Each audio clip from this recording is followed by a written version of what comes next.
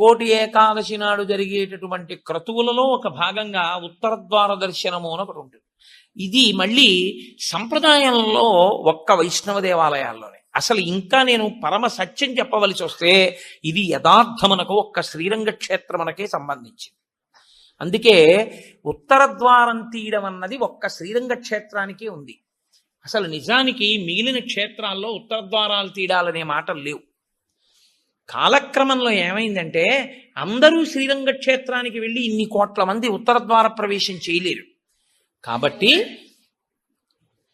కొంతలో కొంత ఎక్కడ ఉన్న విష్ణు క్షేత్రాన్ని అక్కడే శ్రీరంగ క్షేత్రంగా భావన చేసి రంగనాథుణ్ణి స్మరిస్తూ ఉత్తర ద్వారంలోంచి వెడతారు.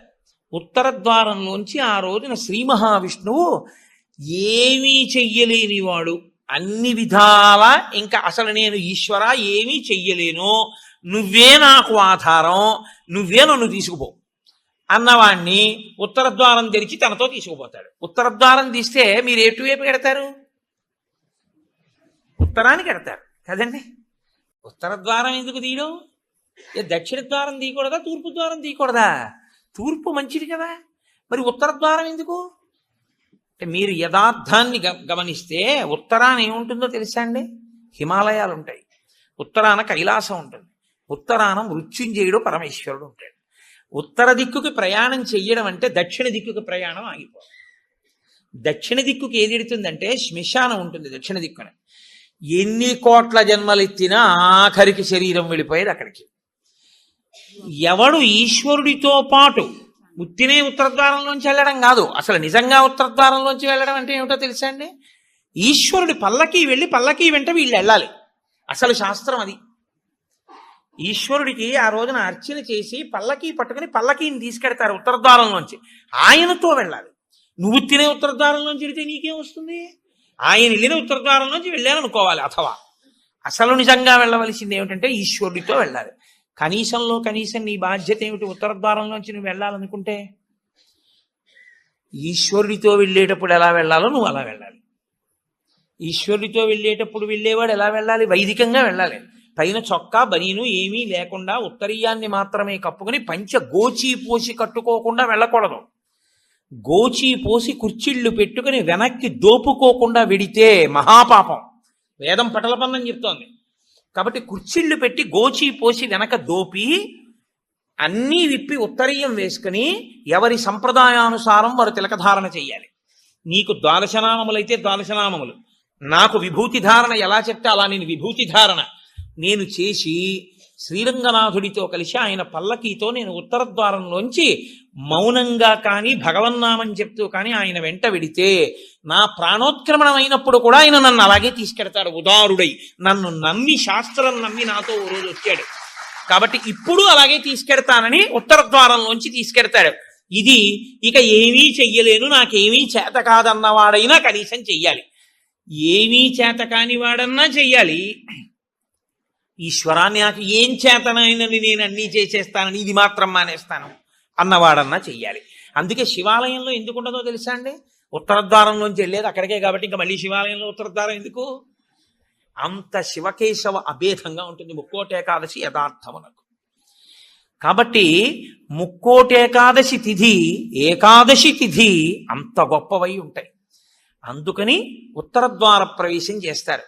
మనకి నోము, వ్రతము అని రెండు మాటలు కొంచెం జాగ్రత్తగా పరిశీలనం చేయవలసి ఉంటుంది. నోము అన్న మాట స్త్రీలకి సంబంధించి ఉంటుంది సాధారణంగా. వ్రతము అన్న మాట దంపతులకు సంబంధించి ఉంటుంది. దంపతులకు సంబంధించి ఉంటుంది కాబట్టి వివాహానంతరము మాత్రమే వ్రతములు ఉంటాయి. నోములు వివాహపూర్వము ఉంటాయి, వివాహానంతరము ఉంటాయి.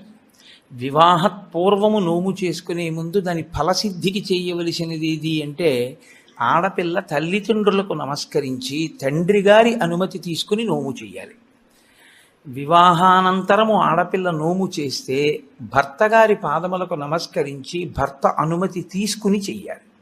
స్కాంద పురాణంలో దీని మీద ఒక పెద్ద ఆఖ్యానం ఒకటి ఉంది. ఒక వ్యక్తికి ఇద్దరు భార్యలు.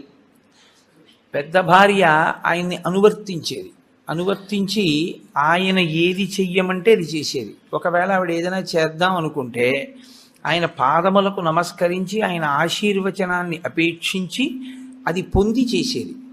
చిన్న భార్య పెద్ద భార్య కన్నా ఎక్కువ నోములు నోచేది. కానీ ఆమె భర్త అనుమతి తీసుకోవడం కానీ భర్త పాదములకు నమస్కరించి కూర్చుని చేయడం కానీ ఎప్పుడూ చేసేది కాదు. కాకతాళీయంగా ఈ భర్త ఇద్దరు భార్యల శరీరములు ఒకరోజే పడిపోతే ఆ భర్త శరీరాన్ని పెద్ద భార్య శరీరాన్ని వాళ్ళ జీవుల్ని స్వర్గలోకానికి తీసుకెడుతున్నారు. చిన్న భార్య శరీరాన్ని నరకానికి తీసుకెళ్లారు. జీవుణ్ణి తీసుకెడితే ఆవిడ పరివేదన చెందింది. అదేవిడ పెద్ద ఆవిడ కన్నా నేను చాలా చేశాను, నన్ను నరకానికి తీసుకెడుతున్నారు ఏమిటండి. నువ్వు ఎన్ని చేసినా వ్రతమునకు నోమునకు ఒక ప్రధాన నియమం ఒకటి ఉంది. భర్త అనుమతి లేకుండా భర్తకి నమస్కరించకుండా చెయ్యకూడదు.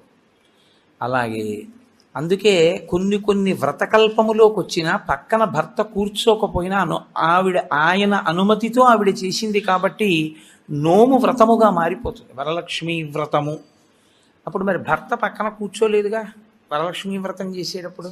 అంటే భర్త పాదములకు నమస్కరించి చేసినటువంటి కారణం చేత ఆ నోము వ్రతమే అయిపోతుంది. అది దాని స్వరూపము నోము, కానీ వ్రతంగా ఎప్పుడు మారుతుందంటే భర్త పాదములకు నమస్కరించి. ఎందుకు అలా నియమం పెట్టారు అంటే ఆడదానికి స్వార్థం ఉండదు అని శాస్త్రవాక్కు. వివాహపూర్వము ఆమె ఏది చేసినా మంచి భర్త కొరకు, వివాహానంతరము ఆమె ఏమి చేసినా అత్తమామలు పుట్టింటి వారి యొక్క సౌఖ్యము కొరకు. మరి నీ సౌఖ్యము? నాకు వేరు సౌఖ్యం లేదు, వాళ్ళందరూ సుఖంగా ఉండడమే నా సుఖం అంటుంది. అందుకే ఆడదాని పేరు మీద నెలకి 3 వానలలో ఒక వాన. అంత గొప్పది పతివ్రతా ధర్మం. అనసూయమ్మ యొక్క గొప్పతనం అంతా పాతివ్రత్యమే. అటువంటి నోములు కొన్ని, వ్రతములు కొన్ని. వ్రతములు అనేకమైనటువంటి వ్రతములు. మీరు ఆ సిద్ధి విఘ్నేశ్వర వ్రతం దగ్గర నుంచి వరలక్ష్మీ వ్రతం, ఋషి పంచమీ వ్రతం, పౌష్య వ్రతం, ఎన్ని వ్రతాలు ఉంటాయో. ఇన్ని వ్రతాలు చేసేది దీని కొరకు అంటే 1 కామ్యసిద్ధి, 2 చిత్తశుద్ధి. ఏ కోరిక లేకపోతే చిత్తశుద్ధి కొరకు చేసినట్టు, ఏదైనా కోరికతో చేస్తే కామ్యంతో చేసినట్టు. రెండిటినీ అనుగ్రహించగలిగి ఉంటాయి. ఇలా రెండిటిని అనుగ్రహించగలిగినటువంటి వ్రతములు మీరు ఏ కోరిక కోరుకోకపోయినా తప్పకుండా ఇది మాత్రం మీరు చెయ్యండి. చెయ్యడం చేత మీరు ప్రత్యేకంగా కోరకపోయినా మీ మనసులో ఏది ఉంటుందో అది తీరుతుంది అని చెప్తాయి శాస్త్రాలు. నేను మీకు ఒక ఉదాహరణ చెప్పాలంటే, వరలక్ష్మీ వ్రతాన్ని ప్రత్యేకమైన కోరికతో ఎవరు చెయ్యరు. వరలక్ష్మీ వ్రతం చేసేస్తారంతే. ఎందుకు వరలక్ష్మీ వ్రతం చేసేస్తారు అంటే దానికి ఒకటే ఫలితం: భర్త దీర్ఘాయుష్మంతుడవడం, పిల్లలు సుఖంగా ఉండడం. ఈ 2 ప్రత్యేకంగా కోరి వ్రతం ఏ ఆడది చెయ్యదు. ప్రతి ఆడదానికి ఉండే కోరిక ఈ 2. కాబట్టి వరలక్ష్మీ వ్రతం ప్రత్యేకంగా చెయ్యాలా కోరికతో, లేకపోతే ఏ కోరిక లేకపోయినా చెయ్యాలా అంటే ఆ కోరిక నీకు ఎప్పుడూ ఉంటుంది కాబట్టి వరలక్ష్మీ వ్రతం చేయడమే. కానీ వ్రతములలో కన్నిటికీ విలక్షణమైనటువంటి వ్రతం ఏకాదశి వ్రతము ఒక్కటే. ఏకాదశి వ్రతం బ్రహ్మచారి చెయ్యాలి, గృహస్థు చెయ్యాలి, వానప్రస్థు చెయ్యాలి, సన్యాసి చెయ్యాలి. 4 చేస్తారు. పైగా మీకు తిథుల యొక్క నిర్ణయం చేత నైమిత్తికములు అని పిలుస్తారు. తిథులు అన్ని సంప్రదాయముల వాళ్ళు ఆ తిథులు చేయరు. సుబ్రహ్మణ్య షష్ఠి వచ్చిందనుకోండి, వైష్ణవులు చెయ్యాలి అని నియమం ఏం లేదు. అలాగే మహాశివరాత్రి వచ్చిందనుకోండి, వైష్ణవులు చెయ్యాలి అని నియమం ఏం లేదు. ఒక్కొక్కసారి హయగ్రీవ జయంతి అని వచ్చిందనుకోండి, స్మార్తులందరూ చెయ్యాలి అని నియమం ఏం లేదు. విశ్వక్సేన జయంతి అని వచ్చిందనుకోండి, అందరూ స్మార్తులు చెయ్యరు. విఘ్నేశ్వర చతుర్థి వచ్చిందనుకోండి, శాక్తేయులు కానీ వైష్ణవులు కానీ చెయ్యాలి అని పట్టుదలతో చేయడం కనపడదు. కానీ ఏకాదశి వ్రతం మాత్రం అన్ని సంప్రదాయముల వాళ్ళు చెయ్యాలి, అన్ని సంప్రదాయముల వాళ్ళు చెయ్యాలి, అన్ని ఆశ్రమముల వాళ్ళు చెయ్యాలి. అంత గొప్ప వ్రతం ఏదైనా ఉంటే అది ఏకాదశి వ్రతం ఒకటే. ఆ ఏకాదశి ప్రతి నెలలోనూ శుక్లపక్షంలో ఒక ఏకాదశి వస్తుంది. కృష్ణపక్షంలో ఒక ఏకాదశి వస్తుంది. కాబట్టి 12 నెలలలో 12 × 2 24 ఏకాదశులు వస్తాయి. ఈ 24 ఏకాదశుల్లో ఏ ఏకాదశి నాడు వ్రతం చెయ్యాలి అంటే 24 ఏకాదశులు వ్రతం చెయ్యాలి.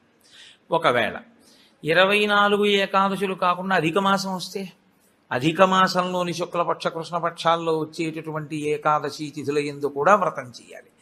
కాబట్టి ఏకాదశి తిథి నాడు చేయవలసినటువంటి వ్రతానికి మాత్రం ఎక్కడా శాస్త్రములలో ఏ ఆశ్రమము వారికి మినహాయింపు లేదు, అందరూ చేయవలసిందే.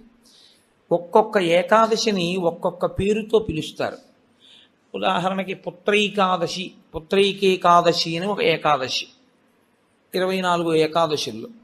కానీ మనకి ప్రత్యేకించి ఈ పుష్యమాసంలో వచ్చేటటువంటి ఏకాదశి ముక్కోటి ఏకాదశి అని పిలుస్తారు. ముక్కోటి ఏకాదశి అని పిలిస్తే దాని వెనక రహస్యం ఏమిటి అసలు? ముక్కోటి ఏకాదశి అంటే 3 కోట్ల ఏకాదశి అని. పోనీ దేవతల సంఖ్య చూద్దామా, 33 కోట్లు. 3 కోట్లు కాదు. మరి ముక్కోటి ఏకాదశి అన్న పేరు అసలు ఎందుకు వచ్చింది? 3 కోట్ల ఏకాదశి అన్న పేరు రావడానికి కారణం ఏమిటి అంటే, ఏ ఏకాదశిని విడిచిపెట్టి ఉండడానికి వీలు లేనటువంటి స్థితిలో ఏ ఏకాదశి చేయకుండా జీవించేసేవాళ్ళం మనం. ఏ ఆశ్రమంలోనూ కూడా బ్రహ్మచారిగా ఉండగానూ ఏకాదశి లేదు, గృహస్థుగాను ఏకాదశి లేదు. మిగిలిన 2 ఆశ్రమాల గురించి నేను మాట్లాడను, ఎందుకంటే వాటిని స్పృశించి మాట్లాడే అధికారం నాకు లేదు. కాబట్టి ఈ 2 ఆశ్రమాల్లోనూ ఏకాదశి చెయ్యట్లేదు.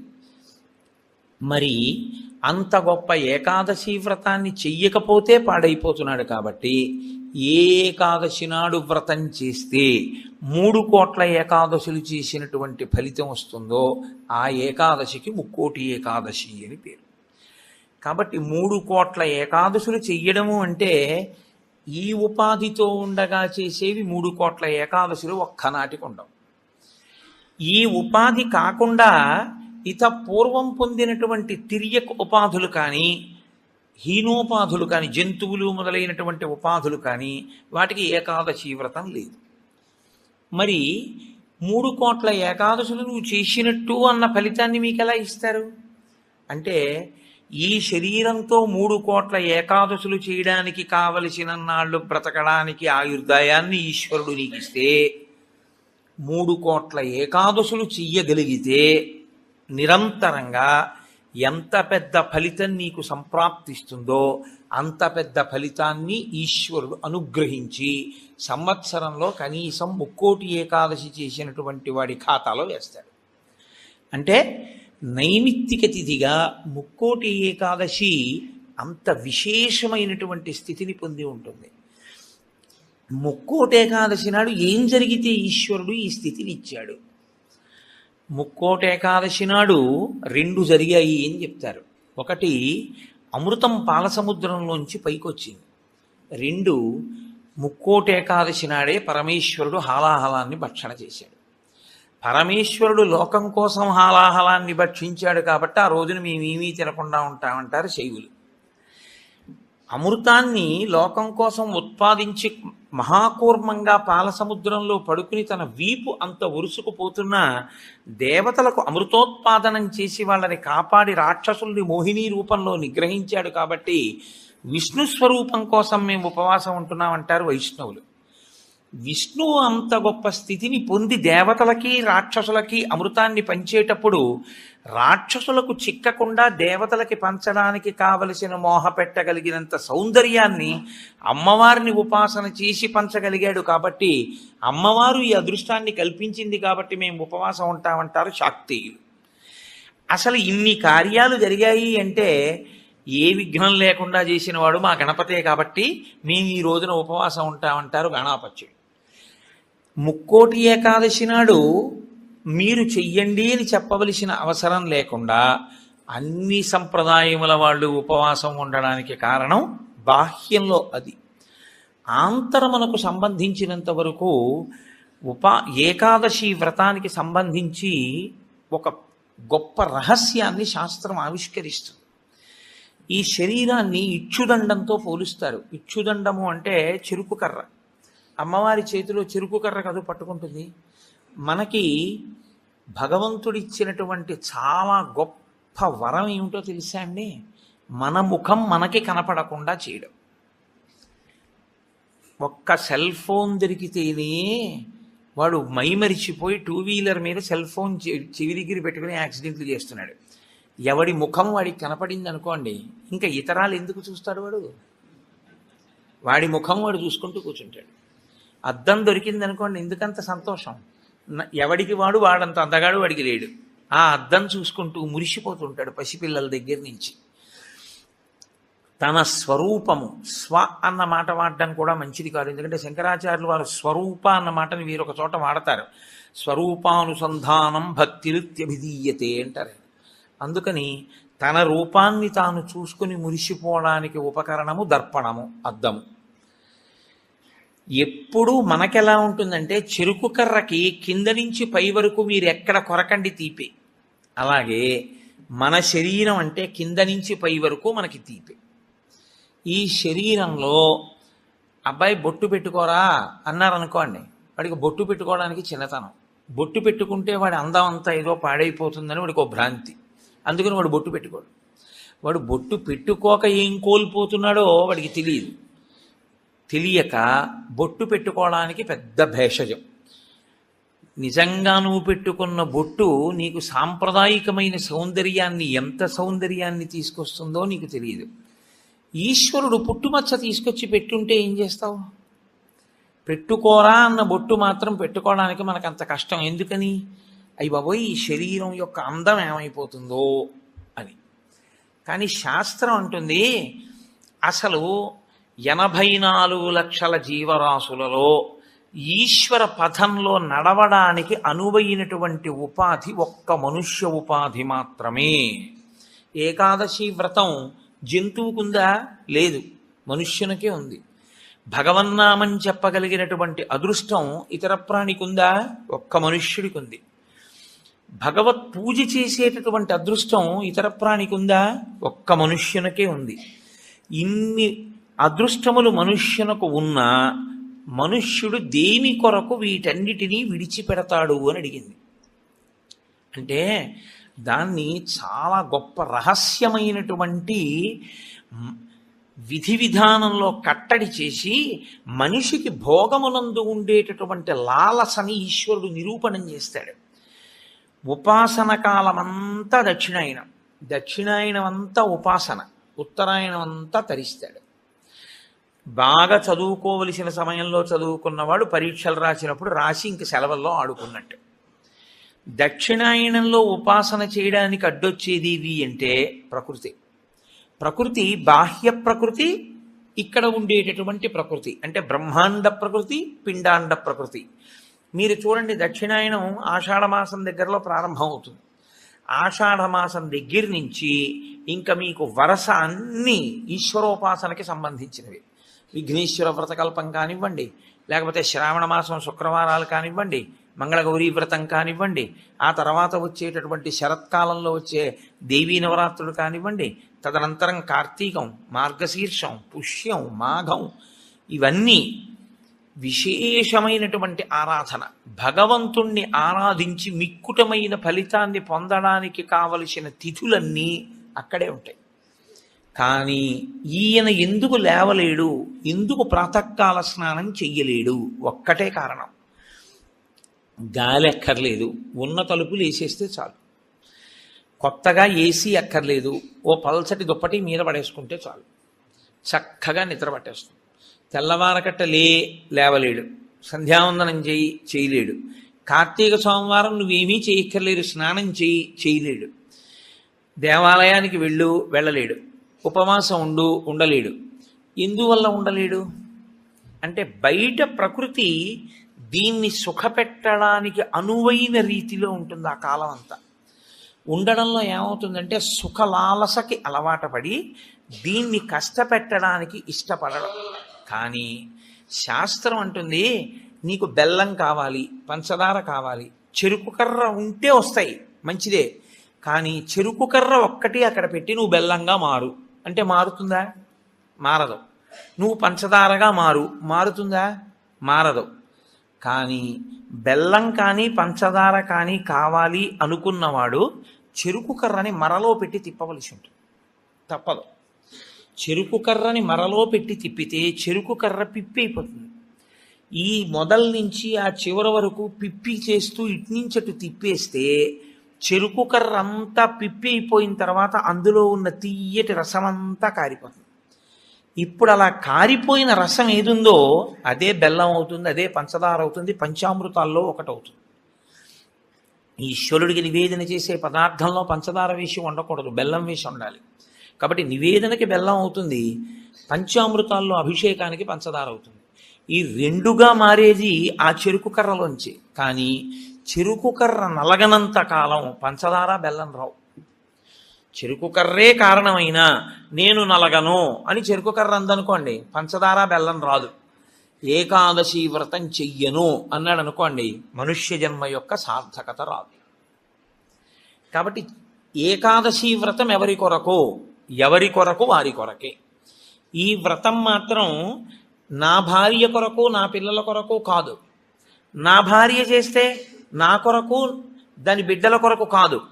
నేను చేస్తే నా కొరకు, నా భార్య చేస్తే తన కొరకు, నా పిల్లలు చేస్తే వారి కొరకు. ఇది ఎవరు చేస్తారో కేవలం వారి కొరకే.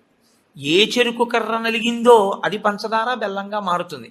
ఆ చెరుకు కర్ర నలిగింది కదండి నేను నలగాల అని నిలబడిన చెరుకు కర్ర పంచదార బెల్లంగా మారలేదు.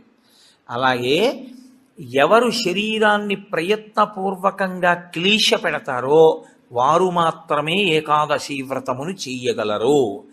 క్లీశము అనుభవించడానికి ఇష్టము లేనివారు ఏకాదశి వ్రతము చెయ్యలేరు. అందుకే ప్రతి శుక్లపక్షంలో ఈశ్వరుడు కృష్ణపక్షంలో ఏకాదశి తిథిని ఎందుకు నిర్ణయం చేశాడో తెలుసా అండి?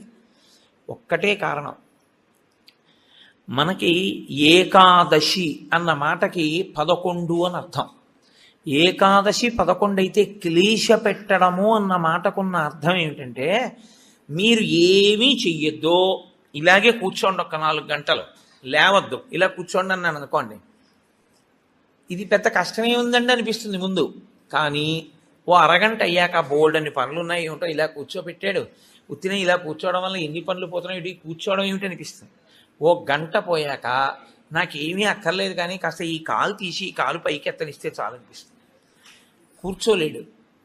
ఈ శరీరాన్ని అలా మీరు కూర్చోవడానికి అనువుగా 4 గంటలు కూర్చోబెట్టగలిగారు అనుకోండి, క్లేశపడి అయినా ఆసనం మారకుండా పూజలోంచి పైకి లేవకుండా ఆవలించకుండా ఒళ్ళు విరవకుండా మీరు పూజామందిరంలో కూర్చోగలిగితే శరీరము క్లేశపడుతోందని తెలిసినా మీరు దాన్ని అలా కూర్చోపెట్టగలిగితే మీ శరీరము కన్నా మీ మనసు పైన నిలబడి అధికారాన్ని పొందింది అని గుర్తు. ఎందుకు అంటారేమో, ఇది నలుగుడు పడకుండా, ఇది క్లేశపడకుండా ఇది వెళ్ళదు. ఇది శాస్త్రంలో పరమరహస్యం. ఇది అసలు వచ్చినది ఎందుకు అంటే 2 కారణాల కోసం ఈశ్వరుడు దీన్ని ఇస్తాడు. తరించాలి అన్న ఉద్దేశ్యం తనంత తాను పొందని వాడికి ఈ శరీరం రావడం వల్ల వచ్చే ప్రయోజనాలు 2. ఒకటి, పూర్వజన్మలో చేసుకున్న పుణ్యము క్షయమైపోతుంది, పూర్వజన్మలో చేసుకున్న పాపము క్షయమైపోతుంది. ఈ 2 జరుగుతాయి. ఎలా జరుగుతాయని మీరు అడుగుతారేమో. దీనికి ఏదో అనారోగ్యం వస్తుంది, ఈ మోకాలు నొప్పెడుతుంది, అబ్బా మోకాలు నొప్పిగా ఉంది, మోకాలు నొప్పిగా ఉంది, మోకాలు నొప్పిగా ఉంది అంటాడు. అసలు శరీరం అన్నది లేదనుకోండి, నొప్పిగా ఉందని బాధపడడానికి మీకేముంది? మీరు బాధపడడానికి ఏం లేదు. మీరు బాధపడాలి అంటే మీకు శరీరం ఉండాలి. శరీరం ఉంటే మనసు ఉంటుంది. అప్పుడు మనసు ఎప్పుడు బాధపడుతుంది? నా కూతురు ఏదో బాధపడితే నా మనసు బాధపడుతూ ఉంటుంది. నేను చేసుకున్న పాపపుణ్యాలు పోవాలి అంటే ఈ శరీరంతోనే నేను పోగొట్టుకోవాలి. నేను అలా ఓ భవనాన్ని చూపించి ఇది నాదే, ఇది నాదే, ఇది నాదే అంటున్నాను అనుకోండి, నా పుణ్యం పోతూ ఉంటుంది. ఎందుకంటే మీరు ఎంత పొంది ఉన్నారో అంత వలన ఈశ్వరుడు అంత పుణ్యాన్ని క్షయం చేస్తాడు. నీకు ఇంత పుణ్యం చేశావు, అది పోతే ఇదిగో ఇంత నీకుంది అని అధికారం ఇస్తాను, ఇన్ని మాటలు నాదని నువ్వు అనొచ్చు. ఇంత పుణ్యం నీకు పోతే ఇంత సుఖాన్ని నువ్వు అనుభవించవచ్చు. అందరూ ఒకడు కష్టపడి నడిచెడుతున్నాడు, అంతకన్నా ఒకడు సైకిల్ మీద ఎడుతున్నాడు, అంతకన్నా తేలిగ్గా ఒకడు స్కూటర్ మీద ఎడుతున్నాడు, అంతకన్నా తేలిగ్గా ఒకడు కారు మీద ఎడుతున్నాడు, ఇంకా తేలిగ్గా ఒకడు కబుర్లు చెప్పుకుంటూ రైల్లో వెడుతున్నాడు ఏసీలో, ఇంకా తేలిగ్గా గంటలో ఒకడు విమానంలో వెడుతున్నాడు. భోగమునందు స్థాయి మార్పులో ఈశ్వరుడు పుణ్యాన్ని క్షయం చేసేస్తాడు.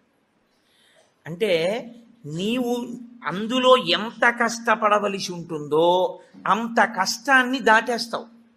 ఓ 1000 కిలోమీటర్లు ప్రయాణం చెయ్యవలసి వస్తే, నిజంగానూ పాదచారి అయి నడవవలసి వస్తే పడవలసిన క్లేశాన్ని 2 గంటల్లో ఓ సీట్లో కూర్చుని ఏసీలో పేపర్ చదువుకుని వెళ్ళిపోయావు.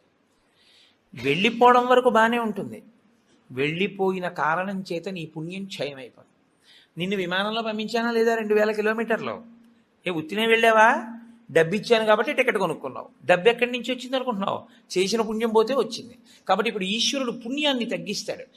పుణ్యాన్ని తగ్గిస్తూ ఐశ్వర్యమునిచ్చి క్షయం చేసేస్తాడు భోగంగా. మీరు అనుభవించకపోయినా నాదని పోగొట్టేస్తాడు. నాది అంటూ ఉండడం వల్ల పోతూ ఉంటుంది. ఇప్పుడు పెద్ద ప్రారంధం ఎక్కడొస్తుందంటే, గత జన్మలలో చేసిన పుణ్యం క్షయమైపోయి వారసుడికి ఆస్తిగా వెళ్ళిపోతుంది. మీరు కొంచెం జాగ్రత్తగా నేను చెప్పే తర్కాన్ని పట్టుకోవాలి. ఓ 1,00,000 రూపాయలు కష్టపడి కష్టపడి కష్టపడి కష్టపడి కష్టపడి దాచాడు. ఇదంతా నాది నాది నాది, నేను ఎవరికి ఇవ్వనన్నాడు. వెళ్ళిపోయాడు. ఎవరికి ఎడుతుంది అది? కొడుక్కో కూతురుకో వెళ్ళిపోతుంది. ఇప్పుడు 1,00,000 రూపాయలు మిగిలింది అంటే ఆయన పుణ్యం ఏమైంది? పోయింది. జీవుడు పుణ్యం 1,00,000 రూపాయలు ఏమైపోయింది? వారసుడికి వెళ్ళిపోయింది. జీవుడు ఏమైపోయాడు? దరిద్రుడైపోయాడు. శాస్త్రం అంటుంది, నిజంగా నీది నువ్వే అనుభవించాలనుకుంటే మార్గం ఏమిటో తెలుసా? దాన్ని దానం చేయడమే. దానం చేస్తే నీకు పుణ్యం అయిపోయి మళ్ళీ నీ దగ్గర పడిపోతుంది వచ్చి. మళ్ళీ నువ్వు జీవుడిగా ఇంకొక శరీరంలోకి వెళ్ళినప్పుడు నీతో పాటే ఆ పుణ్యం వస్తుంది. వచ్చి మళ్ళీ నువ్వు భోగం అనుభవించడానికి పుణ్యం అడ్డొస్తుంది. నువ్వు ఇక్కడ విడిచిపెట్టి అక్కడ శరీరాన్ని విడిచిపెట్టేశావు. శరీరం విడిచిపెట్టిన ఉత్తర క్షణంలో ఇంక జీవుడికి సంబంధం లేదు, దానికి సంబంధించింది వేరే శరీరంలోకి వెళ్ళిపోతాడు. అక్కడ సుఖాన్ని అనుభవించడం, దుఃఖాన్ని అనుభవించడానికి మళ్ళీ నీ పాపపుణ్యములే లెక్క. ఏది ఏం పెట్టి అనుభవింపజేయాలి? అందుకని బాగా కష్టపడిపోతున్నాడు, పాపం పోతోందని గుర్తు. బాగా సుఖపడిపోతున్నాడు, పుణ్యం పోతోందని గుర్తు. మీరు జాగ్రత్తగా పట్టుకుంటే, బాగా కష్టపడుతున్న వాడెవరో వాడు తన పాపాన్ని పోగొట్టుకుంటున్న అదృష్టవంతుడు. బాగా సుఖపడుతున్న వాడెవరో వాడు తన పుణ్యాన్ని పోగొట్టుకుంటున్న దురదృష్టవంతుడు. కాబట్టి బాగా సుఖపడేవాడెవడో వాడు ఎక్కువ జాగ్రత్తగా ఉండాలని చెప్తోంది శాస్త్రం. ఎందుకో తెలుసా అండి? జీవుడి ఖాతాలోకి మళ్ళీ తేవాలి. జీవుడి ఖాతాలోకి మళ్ళీ తేవాలంటే ప్రయత్నపూర్వక త్యాగం చెయ్యాలి. త్యాగే నైకే అమృతత్వ మానసు. అది చెయ్యవు, జీవుడు దరిద్రుడవుతాడు. శరీరాన్ని ఉందండి, ఇందులో ఎన్నాళ్ళు ఉంటావు? ఇదో అద్దె కొంప. భగవాన్ రమణులు చెప్పినట్టు ఇవాళో రేపో ఖాళీ చేసేయాలి.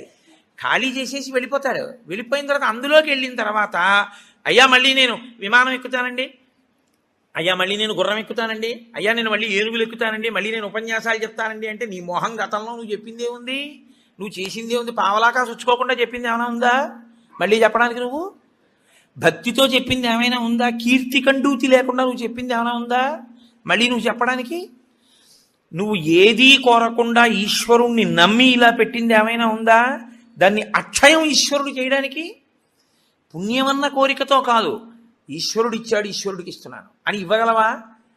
భవతే విష్ణుస్వరూపాయతే అంటూ ఇవ్వగలవా? అలా ఇవ్వగలిగితే అక్షయం చేస్తాడు ఈశ్వరుడు దాన్ని. నువ్వు ఇచ్చిన రూపాయి 1,00,00,000 రూపాయలు అయిపోతుంది పుణ్యంలో. అది చమత్కారం. అది అసలు జీవన విధానమనందుండేటటువంటి పెద్ద రహస్యం. అందుకే ధర్మశాస్త్రం ఎంత దాచాలి, ఎంత ఖర్చు పెట్టాలి, ఎంత దానం చెయ్యాలి కూడా చెప్పేసింది. తనకి కావలసినంత ఖర్చు పెట్టుకోనివాడు తనని తాను ఖేద పెట్టుకున్నవాడు. తనకి కావలసిన దానికన్నా ఎక్కువ ఖర్చు పెట్టినవాడు తన భవిష్యత్ తరాలకి ద్రోహం చేసినవాడు. తనకి కావలసిన కన్నా ఖర్చు పెట్టడం అంటే అసలు నీకున్నదంతా దానం చేయమని శాస్త్రం చెప్పదు. ఎందుకో తెలుసా అండి? గృహస్థుకి నియమం ఉంది, బిడ్డలకు విడిచిపెట్టాలి, విడిచిపెట్టకుండా వెళ్ళకూడదు. కానీ మూడో వంతు మాత్రం దానం చేసుకోకపోతే జీవుడు పాడైపోతాడు. పుణ్యం పోయింది, మళ్ళీ పుణ్యం ఏది జీవుడి ఖాతాలో? అందున అసలు ఏ ప్రతిఫలాపేక్ష లేకుండా ఈశ్వరుడు ఇచ్చాడు, ఈశ్వరుడు కొరకు అంటూ ఇచ్చిన వాడిది 1 కోటి చేస్తూ పెడతాడు ఈశ్వరుడు. కాబట్టి క్లేశము లేక నీవు తరించలేవు. ఇది సనాతన ధర్మమునందు అంతర్లీనమైనటువంటి ప్రతిపాదన. మీ జీవితంలో మీరు ఎప్పుడూ మీ కొరకు మీరు కాకుండా మీరు పక్కవారి కొరకు కూడా ఏదో చేస్తూ ఉండాలి. దేని కొరకు అంటే వాడికి లేనివాడని కాదు. భవతే విష్ణు స్వరూపాయతే, ఆ విష్ణువే నన్ను తరింపచేయడానికి అక్కడ పుచ్చుకునేవాడిగా నిలబడ్డాడు. ఆయన అలా నిలబడకపోతే నా పుణ్యం ఎలా వృద్ధి పొందుతుంది? నా జీవుడికి ఖాతాలో ఎలా పడుతుంది ఐశ్వర్యం? కాబట్టి విష్ణువే వచ్చి లేనివాడిగా నించుని నా దగ్గర పుచ్చుకుంటున్నాడు. అందుకే ఇచ్చేవాడు పుచ్చుకునేవాడికి నమస్కారం అందుకు చేస్తారు సనాతన ధర్మంలో. అందుకే పుచ్చుకున్నవాడు ఇచ్చిన వాడికి చేయడు, ఇచ్చినవాడు పుచ్చుకున్నవాడికి నమస్కారం చేస్తాడు. ఇక్కడి ఐశ్వర్యం భవిష్యత్ జన్మలలో ఐశ్వర్యంగా మార్పు చేయడానికి ఆయన ఉపకరణంగా నిలబడ్డాడు. కాబట్టి ఇప్పుడు అసలు శరీరమును క్లేశ పెట్టకుండా నీవు తరించలేవు. ఇందులో మొదటి మెట్టు ఎక్కడ వరకు? పునర్జన్మ సిద్ధాంతమును అంగీకరించినప్పుడు జీవుడు మళ్ళీ శరీరాన్ని తీసుకుంటే అన్న దగ్గర నువ్వు ఏదో ఒకటి చెయ్యాలి. ఏమంటే నా దగ్గర అంత డబ్బు లేదు, ఈశ్వరుడి పల్లకి మొయ్యి. ఏమంటే నేను పల్లకి మొయ్యలేను, కూర్చుని భగవత్కథ వినగలవా? విను. నేను భగవత్కథ కూడా వినలేను, పోని నామం చెప్పగలవా? చెప్పు. నేను నామం కూడా చెప్పలేను పైకి, పోని నోట్లో అనుకోగలవా? అనుకో. స్మరణం, మనస్సుతో ఈశ్వరుణ్ణి స్మరించగలవా? స్మరించు. నువ్వు ఏది చేసినా పుణ్యమే. నువ్వు ఈశ్వరుడితో ఎలాగైనా దగ్గరి సంబంధాన్ని పెట్టుకుంటే నువ్వు నిచ్చెన ఎక్కుతున్నవాడివే. ఇందులో మళ్ళీ 2 మార్గాలు ఉంటాయి. మొదటి మార్గము ఉత్తర జన్మల యందు జీవుణ్ణి సుసంపన్నుణ్ణి చేసుకోవడం. ఎందుకో తెలుసా అండి? ఉత్తరాయణంలో వెళ్ళిపోయాడు అంటారు. ఉత్తరాయణంలో వెళ్ళిపోయాడు అంటే దక్షిణాయనంలో వెళ్ళిపోయిన వాడు నిర్భాగ్యుడు అని కాదు దాని అర్థం. ఉత్తరాయణంలో వెళ్ళిపోయిన వాడు అంటే ఏంటంటే చేసుకోవలసిందంతా చేసుకుని వెళ్ళిపోయినవాడు అని. దక్షిణాయనంలో చేసుకోవలసిందంతా చేసేసుకున్నవాడు ఉత్తరాయణంలో పెడతారు కదండి. అంటే చేసుకోవలసిన పుణ్యం అంతా చేసేసుకున్నవాడు దక్షిణాయనంలో వెళ్ళినా ఒకటే, ఉత్తరాయణంలో వెళ్ళినా ఒకటే. ఇప్పుడు ఈ చేసుకునే పుణ్యం 2 కింద విభాగం చేస్తాడు ఈశ్వరుడు. ఒకటి మళ్ళీ వచ్చే జన్మకి పెట్టుబడిగా నువ్వు వాడుకోవలసింది. 2 అసలు జన్మే అక్కర్లేదని ఈశ్వరుడితో కలిసిపోవలసింది. ఈ రెండిటిలో నీకు ఇంకా వచ్చే జన్మలో కూడా ఏదో వెలగబెట్టేద్దామన్న కోరికుంటే మొదటి మార్గం. అసలు నేను అలా వెలగబెట్టేద్దామన్న కోరిక నాకు లేదు, మహాప్రభో మళ్ళీ నాకు ఈ ధర్మశాస్త్రాలు ఈ సూక్ష్మాలు తెలుస్తాయో తెలియవో, కొంపతీసా జన్మలో మళ్ళీ నేను అన్నీ దాచుకుని వెళ్ళిపోతే అప్పుడు ఏమైపోవాలి జీవుడు? నాకు అది వద్దు, ఇది వద్దు, నాకు అది సున్నైపోవాలి, ఇది సున్నైపోవాలి. పాపము పుణ్యము 2 ఉండకూడదు నాకు. ఇప్పుడు పాపము లేదు, పుణ్యము లేదు. ఇప్పుడు 2 లేనప్పుడు ఈ శరీరం ఎందుకు అనుభవించడానికి? పాపానుభవానికి శరీరం, పుణ్యానుభవానికి శరీరం. పాపానుభవం లేదు, పుణ్యానుభవం లేదు, ఇంక ఈ శరీరం ఎందుకు నీకు? కాబట్టి ఇవ్వడు ఈశ్వరుడు. ఈశ్వరుడు ఇవ్వకుండా ఉండాలి అంటే పాపమును పుణ్యమును కాల్చాలి. పాపమును పుణ్యమును కాల్చడానికి నీకెంత పాపం ఉందో నీకు తెలుసా? నీకెంత పుణ్యం ఉందో నీకు తెలుసా? తెలియదు. ఈశ్వరుడు అన్నాడు, నీవు నీ జేబులో ఉన్న 10 రూపాయలు ఇంకోడికి ఇచ్చేయడం కష్టమైనా క్లేశపడి ఇవ్వడం వల్ల పుణ్యం ఇచ్చినట్టే, ఈశ్వరుణ్ణి చేరుకోవడం కోసం నీకిచ్చిన తెప్పయైన ఈ శరీరాన్ని క్లేశ పెట్టడానికి ఏకాదశి వ్రతాన్ని నిర్ణయం చేశాడు. ఏకాదశి వ్రతం చాలా గంభీరమైన వ్రతం. అందుకే లోకంలో పెద్దలు ఏం చెప్తారంటే, స్వామి పుష్కరిణీ స్నానం, సద్గురోహపాద సేవనం, ఏకాదశి వ్రతం చాపి త్రయం అత్యంత దుర్లభం. ఈ 3 చెయ్యలేరు అని చెప్తారు. ఎందుకు చెయ్యలేరు? స్వామి పుష్కరిణీ స్నానం, అక్కడికి వెడతాడు, ఆనందనిలయం చుట్టూ 100 మార్లు తిరుగుతాడు, కానీ పుష్కరిణిలో స్నానం చేద్దామన్న ఊహ వాడికి రానేరాదు. సద్గురోహ పాదసేవనం, సద్గురువు పాదములు పట్టుకునే అవకాశం ఇవ్వడు. ఎందుకు ఇవ్వడు? ఒక్కటే కారణం, నాకు అసలు కాళ్ళ నొప్పులే ఉండవంటాడు. ఆయన అసలు కాళ్ళు పట్టించుకోవడం ఆయన జన్మాంతరంలో ఆయన చేయడు. కాబట్టి అసలు గురువుగారి కాళ్ళు బట్టి అదృష్టం నీకు ఎప్పుడు వస్తుంది? నువ్వు ఆయన కాళ్ళు నిప్పెడితే కదా నువ్వు వెళ్ళి పట్టుకోవడానికి. కాబట్టి ఆయన కాళ్ళు పట్టుకునే అదృష్టం ఉండదు. సద్గురోహ పాదసేవనం. ఏకాదశి వ్రతంచాపి, ఏకాదశి వ్రతము చెయ్యలేడు. ఎందుకు చెయ్యలేడో తెలుసా అండి? మీరు అంగీకరించినా అంగీకరించకపోయినా శాస్త్రీయమైన వేదప్రోక్తమైన ఋషిప్రోక్తమైన ఒక పెద్ద రహస్యాన్ని మీకు ఇప్పుడు చెప్తా. ఏకాదశి వ్రతం ఎందుకు కష్టం? మీ అబ్బాయికి ఉద్యోగం వస్తుంది, సత్యనారాయణ వ్రతం చెయ్యి, చేస్తాడు. మీ అమ్మాయికి పెళ్ళి అవుతుంది, ఈ వ్రతం చెయ్యి, చేస్తారు. నువ్వు చచ్చిపోయేటప్పుడు ఈశ్వరుడు గుర్తొస్తాడు. చచ్చిపోయేటప్పుడు ఎలా ఉంటుందో అలా ఊహించుకుని వ్రతం చేయి అంటే ఇప్పుడు వద్దులేండి తర్వాత చేస్తానంటే కదండి. ఏకాదశి వ్రతం నిజానికి అంతే. ఏకాదశి వ్రతం ఎందుకు చేయిస్తారో తెలుసా అండి? ఉపవాసం. అన్నం తినకూడదు. అన్నం తినకపోవడం కాదు, అన్నాన్ని పచనం చెయ్యడానికి కావలసిన సంభారములను స్పృశించి పచన ప్రయత్నమునందు నిమగ్నము కాకూడదు.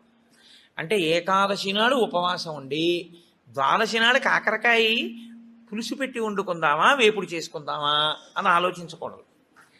ద్వాదశి పారణ కోసం ఏకాదశి నాడు కాయగూరలు తరుక్కోకూడదు. ద్వాదశి నాటికి పనికొస్తుందని ఇవాళ పప్పు నానపోయకూడదు.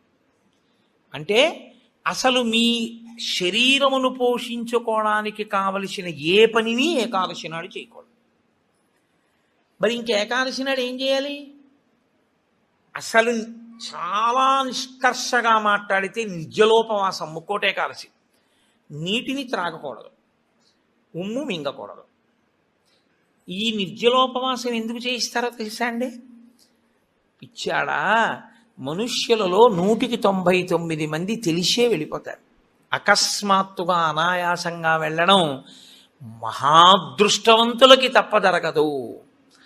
నాకు కాకినాడలో మొన్న తెలుసున్న వారు ఒకరు ఏదో అట్టేస్తానని కూతురికి ఏమిటో మంటగా ఉండు అని వెళ్ళి మొక్కలకి నీళ్లు పోసి పడుకుని ఏదో చెప్తూ ఇలా అలా ఉండిపోయింది. అంతే. ఏమైందంటే వెళ్ళిపోయింది, అంతే, ప్రాణోత్క్రమణం అయిపోయింది. అది అందరికీ పట్టే భాగ్యం కాదు, చాలా కష్టం, అలా వెళ్ళరు. సాధారణంగా 199 మంది వెళ్ళే మార్గం ఏమిటంటే రెండిటిని ఎండగట్టి పంపుతారు. ఒకటి నీరివ్వరు, 2 అన్నం పెట్టరు. ఎందుకని అంటారేమో, తీసుకెళ్ళి ఎక్కడ పడుకోబెడతారు ఇంటెన్సివ్ కేర్ యూనిట్లో. వాడి కర్మ అంతా ఎక్కడొస్తుందంటే ఇక్కడ ఒక గొట్టం పెడతారు, ఇందులోంచి ఏం పోయిరు, ఇందులోంచి ఎక్కిస్తారు. దీంతో ఏం తాకూడదండి అంటారు, దీంతో ఏమీ తినకూడదండి అంటారు. ఇందులోంచి వెళ్ళిందే ఆహారం, ఇందులోంచి వెళ్ళిందే పానీయం. ఫోన్లేండి ఇప్పుడు మాకు వచ్చిన నష్టం ఏమిటి, ఏదో ఒకటి ఎక్కుతోందిగా చచ్చిపోంగా అంటారేమో. ఓ 8 బెడ్స్ వేస్తారు అక్కడ. అకస్మాత్తుగా వీడికి పెటిడ్రిన్ ఇంజెక్షన్ ఇచ్చి వీడు పడుకుని ఉంటే 11ంటికి గొళ్ళుమని ఏడుపు వినపడుతుంది. 3వ బెడ్ మీద వాడిని స్ట్రెచ్చర్ మీద బయటికి తీసుకెళ్ళిపోతూ ఉంటారు. వీడికి గుండెలు గుబక్కుమంటాయి. 11 మంచాలు ఉండేవి, 3వ మంచం వాడు వెళ్ళిపోయాడు. వీడు 8వ మంచం వాడు అయితే పర్వాలేదు, వీడు 1, 2 అయ్యాడు అనుకోండి. వీడి కర్మే. నేను చూశానండి, నేను యథార్థంగా చూశాను ఒక హాస్పిటల్లో. నేను దీన్నేమి హాస్యంగా చెప్తున్నానని మీరు అనుకోకండి. 3 మంచాలలో మధ్య మంచం ఆయన వెళ్ళిపోయాడు. నేను చూస్తున్నా, ఎవరో కాదు మా బంధువే. ఏడుస్తుంటే డాక్టర్లు అన్నారు, అమ్మ ఇక్కడ ఏడవకూడదు, నిశ్శబ్దంగా తీసుకెళ్ళి బయట ఏడవండి అన్నారు. ఎందుకంటే వాళ్ళు వెళ్ళిపోతారు గట్టిగా ఏడిస్తే, ఏడవకూడదు అన్నారు. నిజమే అది. వాళ్ళు అప్పటికే, నేను వెళ్ళిపోయిన వాడిని చూడటం లేదు, 1, 3 మంచాల వాళ్ళని చూస్తున్నాను. వాళ్ళు వీడు వెళ్ళిన మార్గం మూసుకుపోవుగాక అని వాళ్ళిద్దరు అలా చూస్తున్నారు. వీడు అదే వ్యాధితో జాయిన్ అయిన వాడికి ఎంత భయంగా ఉంటుందండి. గబాలను గోనుగుడలో బారేసి దగ్గర చేసి పట్టుకెళ్ళిపోతున్నారు బయటికి. పట్టుకెళ్ళిపోతుంటే ఆ బయటికి తీసుకెళ్ళిన తర్వాత ఇలా కిటికీలోంచి చూస్తే ఏం చేస్తున్నారో అన్నీ కనపడుతున్నాయి. కనపడుతుంటే వీడికి ఎలా ఉంటుంది, వీడి పరిస్థితి ఎలా ఉంటుంది? నాన్న రామకృష్ణ అనుకో ఇప్పుడు, అంటే నీ మొహం ఇట్సా ఎక్కడంటానంట. తినలేడు, తాగలేడు, బయటికి వెళ్ళలేడు, తింటే తప్ప తాగితే తప్ప నిద్ర పట్టడం అలవాటుగా చేసుకుని ఉన్నవాడు కడుపు నిండా తింటే కనుబడిపోతుంది. అందుకని రాత్రి అయ్యేటప్పటికీ బాగా తినేసి పడుకోవడం, నిద్రైపోవడం. మళ్ళీ లేవడం, మళ్ళీ తింటూ ఉండడం. ఇది అలవాటైపోయింది చాలా కాలంగా. ఇప్పుడు కాదు, కోట్ల జన్మలుగా జీవుడు అలవాటు చేసుకున్నాడు దీన్ని. ఇప్పుడు తినకుండా తాగకుండా ఈశ్వరుణ్ణి నామం కూడా చెప్పు, ఇంతకన్నా క్లేశం ఇంకోటి ఏముంటుందండి? తినద్దంటే క్లేశం, తాగద్దంటే క్లేశం. పోని తినద్దు తాగండం, తాగద్దు తినండం. తినద్దు తాగద్దని ఊరుకోడు భగవన్నామని చెప్పమంటాడు. తినద్దనేటప్పటికే ఏమవుతుందంటే, ఏకాదశి నాడు ఉపవాసం చేయండి అన్నాను అనుకోండి, ఇంకో దోశ ఇవాళ తినేద్దామంటే రేపంతా ఉపవాసం అంటే. కాబట్టి తినద్దు అంటే భయం, తాగద్దు అంటే భయం. తినద్దు తాగద్దు అని ఊరుకోరు. భగవన్నామని చెప్పేటప్పుడు మనసును అలా ఈశ్వరుని యందు నిలబెట్టు అంటారు. ఇప్పుడు ఈ మూడు సాధించడం మీ పిల్లల కోసం కాదు, మీ భర్త కోసం కాదు, భార్య కోసం కాదు. ఎవరి కోసం? ఎవరికి వారి కోసం. ప్రతి పక్షంలోనూ ఒకసారి ఈ ఎక్సర్సైజ్ చేస్తే, ఈ వ్యాయామం చేస్తే, రిహార్సల్ అని ఒకటి ఉంటుంది. అంటే చూడండి, ఒక నృత్య ప్రదర్శన చేసేవాళ్ళు 10 మాటలు బయట వేసుకుంటారు. ఒకసారి ఇలా వేద్దాం, ఇలా వేద్దాం, దాన్ని తీసుకొచ్చి చిట్ట చివర ఒకసారి రంగస్థలం మీద వేసేస్తారు. అలాగే ప్రతి పక్షంలోనూ ఒకసారి రిహార్సల్ వేస్తాడు. వెళ్ళిపోయేటటువంటి పద్ధతిని ఊహ చేస్తాడు. ఏమీ తినడం, ఏమీ తాగడం, ఈశ్వరుణ్ణే స్మరిస్తూ ఉంటాడు. ఇప్పుడు ఇది క్లేశపడిపోతూ ఉంటుంది. మనసుని మాత్రం ఈశ్వరుని ఎందే పెట్టుంచుతాడు. ఇది బాగా అలవాటైపోయింది. ఆ రోజు వచ్చేసింది. తినకూడదు, తాగకూడదు, ఈశ్వరుడి మీద మనసు పెట్టాలి. అభ్యాసం కూసి విద్య కదూ, నిలబెట్టేస్తాడు. నిలబెట్టేస్తే ఏమయ్యాడు? ఆఖరి ఊపిరిలో కూడా ఆయన పేరు చెప్తూ వెళ్ళిపోతాడు. మరి డాక్టర్లు ఉన్నారు కదండి మీరు అనొచ్చు, 1,000,000 మంది వైద్యులు కూడి వచ్చిన కానీ మరణమయ్యేది వ్యాధి మాన్పలేరు. చచ్చిపోయే వాళ్ళందరూ డాక్టర్లు లేక చచ్చిపోయారు అనుకోకండి. ఈశ్వరుడు ఆయుర్దాయం ఇవ్వాలనుకుంటే డాక్టర్ రూపంలో అనుగ్రహించగలడు అంతే. ఈశ్వరుడు ఇచ్చినవాడు. కాబట్టి ఏకాదశి వ్రతానికి ఉన్న ప్రధాన ప్రయోజనమేమి? అది మృత్యువుని వచ్చినప్పుడు ఎలా ఉంటుందో తత్సంబంధమైనటువంటి తర్ఫీదు మనసుకు ఇచ్చుట. అందుకే ఏ వ్రతానికి చెప్పండి ఏకాదశి వ్రతం చాపి త్రయం అత్యంత దుర్లభం అని ఎందుకంటారో తెలుసా అండి? అసలు నువ్వు అలా ఊహ చేస్తూ కూర్చుని సిద్ధంగా ఉండడం 1/2 గంట చెయ్యలేవు. ఓ వారం ఓ పక్షంలో చేసి అయ్యి బాబోయ్ అలా మళ్ళీ ఏకాదశి వచ్చేస్తే మళ్ళీ అలా ఊహిస్తూ అలా ఉండాలంటే భయంగా ఉందండి, ముక్కోటి ఏకాదశి చేసేస్తానండి. కాబట్టి ఈశ్వరుడు అంటాడు, పోన్లే ఏడాదంతా చేయలేవా, బెంగెట్టుకోకు, ఏడాదంతటికి బదులుగా ముక్కోటి ఏకాదశి చేస్తావా, అప్పుడు నేను ఎన్ని ఫలితాలు ఇవ్వాలి నీకు? 23 ఏకాదశుల ఫలితం ఇవ్వాలి. అథవా ఈ ఏకాదశితో కలిపి 24 ఏకాదశుల ఫలితం ఇవ్వాలి.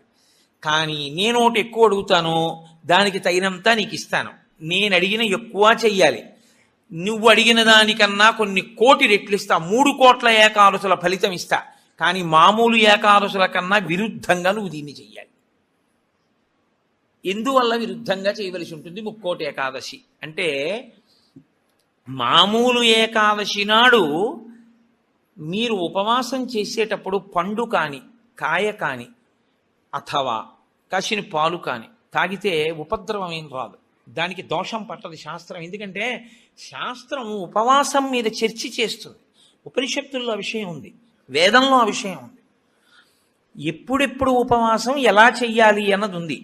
ఆదివారం నాడు కానీ, పౌర్ణమి నాడు కానీ, అమావాస్య నాడు కానీ రాత్రి ఉపవాసం మాత్రమే చెయ్యాలి. పగటిపూట ఉపవాసం చేయకూడదు. ఆదివారం నాడు రాత్రి ఏమీ తినకూడదు. పౌర్ణమి నాడు రాత్రి ఏమీ తినకూడదు. అమావాస్య నాడు రాత్రి ఏమీ తినకూడదు. ఆ ఉపవాస నియమం అక్కడ వరకే.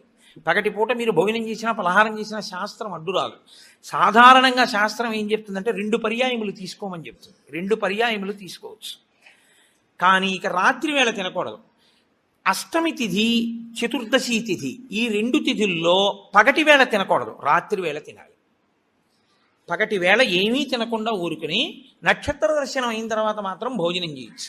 అది ఒక్క అష్టమి చతుర్దశి తిథులకు. కాబట్టి ఈ తిథులలో ఉపవాసాలకి, వారములలో ఆదివారం ఉపవాసాలకి, ఎందుకంటే వారాలు అన్ని యుగాల్లో లేవు, కలియుగంలోనే వారాలు. మీరు రామాయణాన్ని చూస్తే రామాయణంలో వారాలు ఉండవు.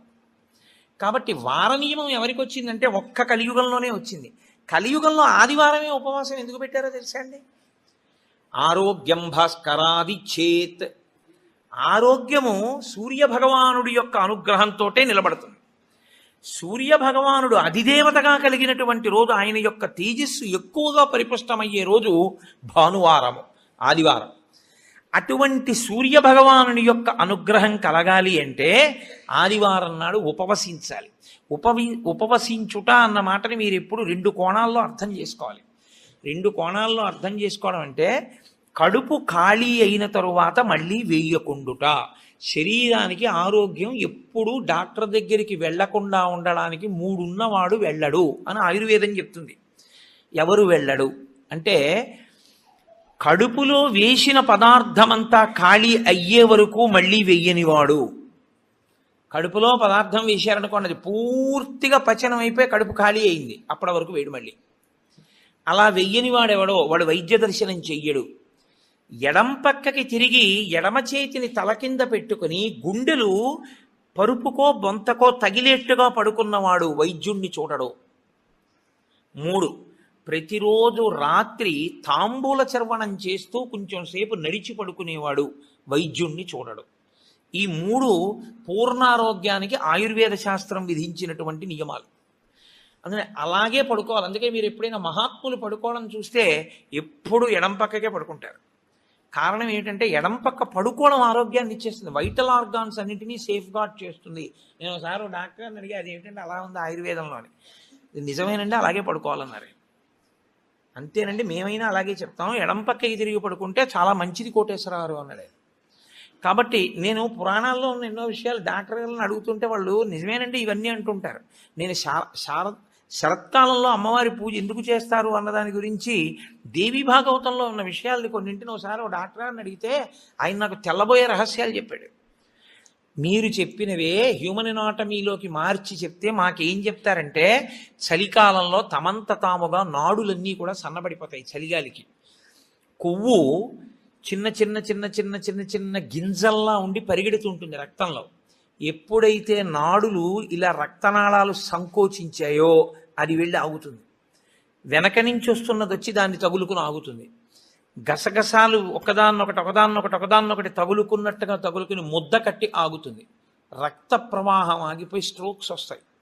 చలికాలంలో స్ట్రోక్స్ వస్తాయి కాబట్టి అలా రాకుండా ఉండడానికి దేవీ నవరాత్రులు చేయిస్తారు. దేవీ నవరాత్రుల్లో మృత్యుదంస్ట్ర బయటికి వస్తుందని చెప్పడానికి కారణం అది అని నేను ఒకసారి దేవీ భాగవతం శ్లోకాలు మా ఇంటికి వచ్చిన డాక్టర్ గారికి చూపిస్తే యథార్థంగా మాకు వైద్యం చెప్పినప్పుడు దీన్ని ఇంగ్లీష్లో ఇలా చెప్పారండి, దాన్ని ఆ రోజు ఋషులు ఇలా చెప్పారనమాట అని ఆయన తెల్లబోయాడు.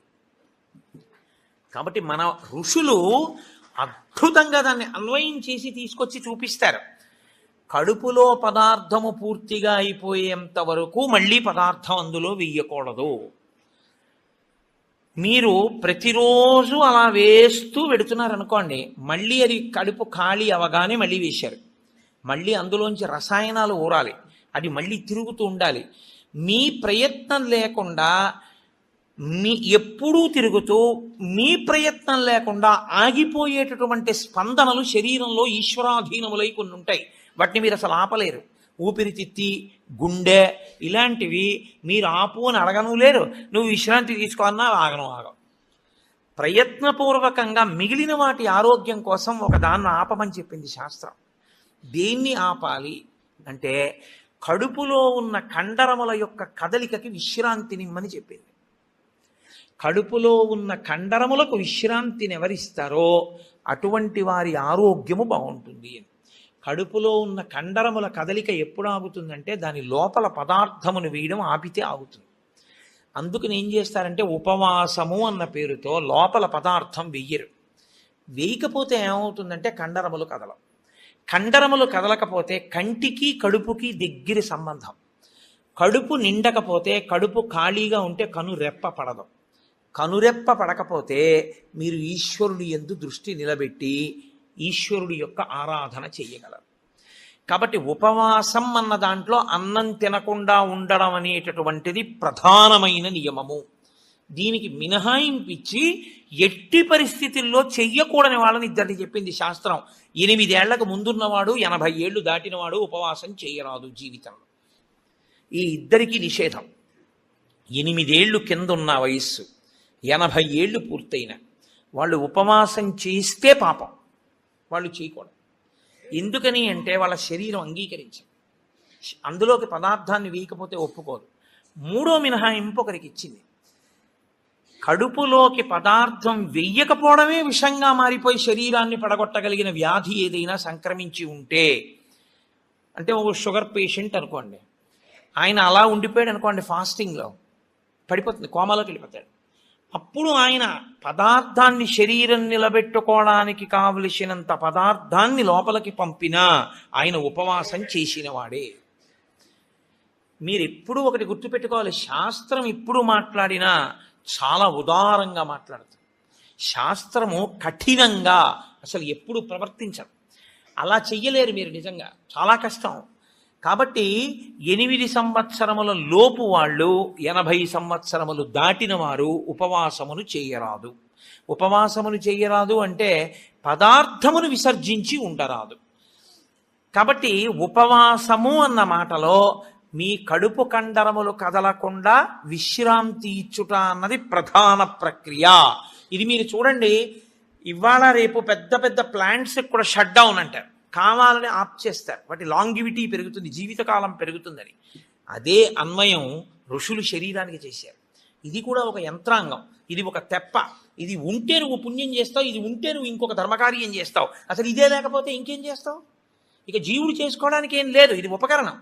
కాబట్టి దీన్ని చాలా జాగ్రత్తగా నిలబెట్టుకోవాలి. నిలబెట్టుకోవాలంటే దీని ఆయుర్దాయం పెంచాలంటే 2 రకాలుగానే పెంచాలి. ఒకటి, ఆవేశపడి ఊపిరి తీయకుండా ఉండాలి, ఎందుకంటే ఊపిరిలలో ఆయుర్దాయం ఉంటుంది కాబట్టి. 2, అదే పనిగా దొరికింది కదా అని తింటూ ఉండకూడదు, కాబట్టి ఉపవాసం చేయాలి. ఈ 2 ఎవడు చేస్తాడో వాడు దీర్ఘాయుష్మంతుడు అవుతాడు.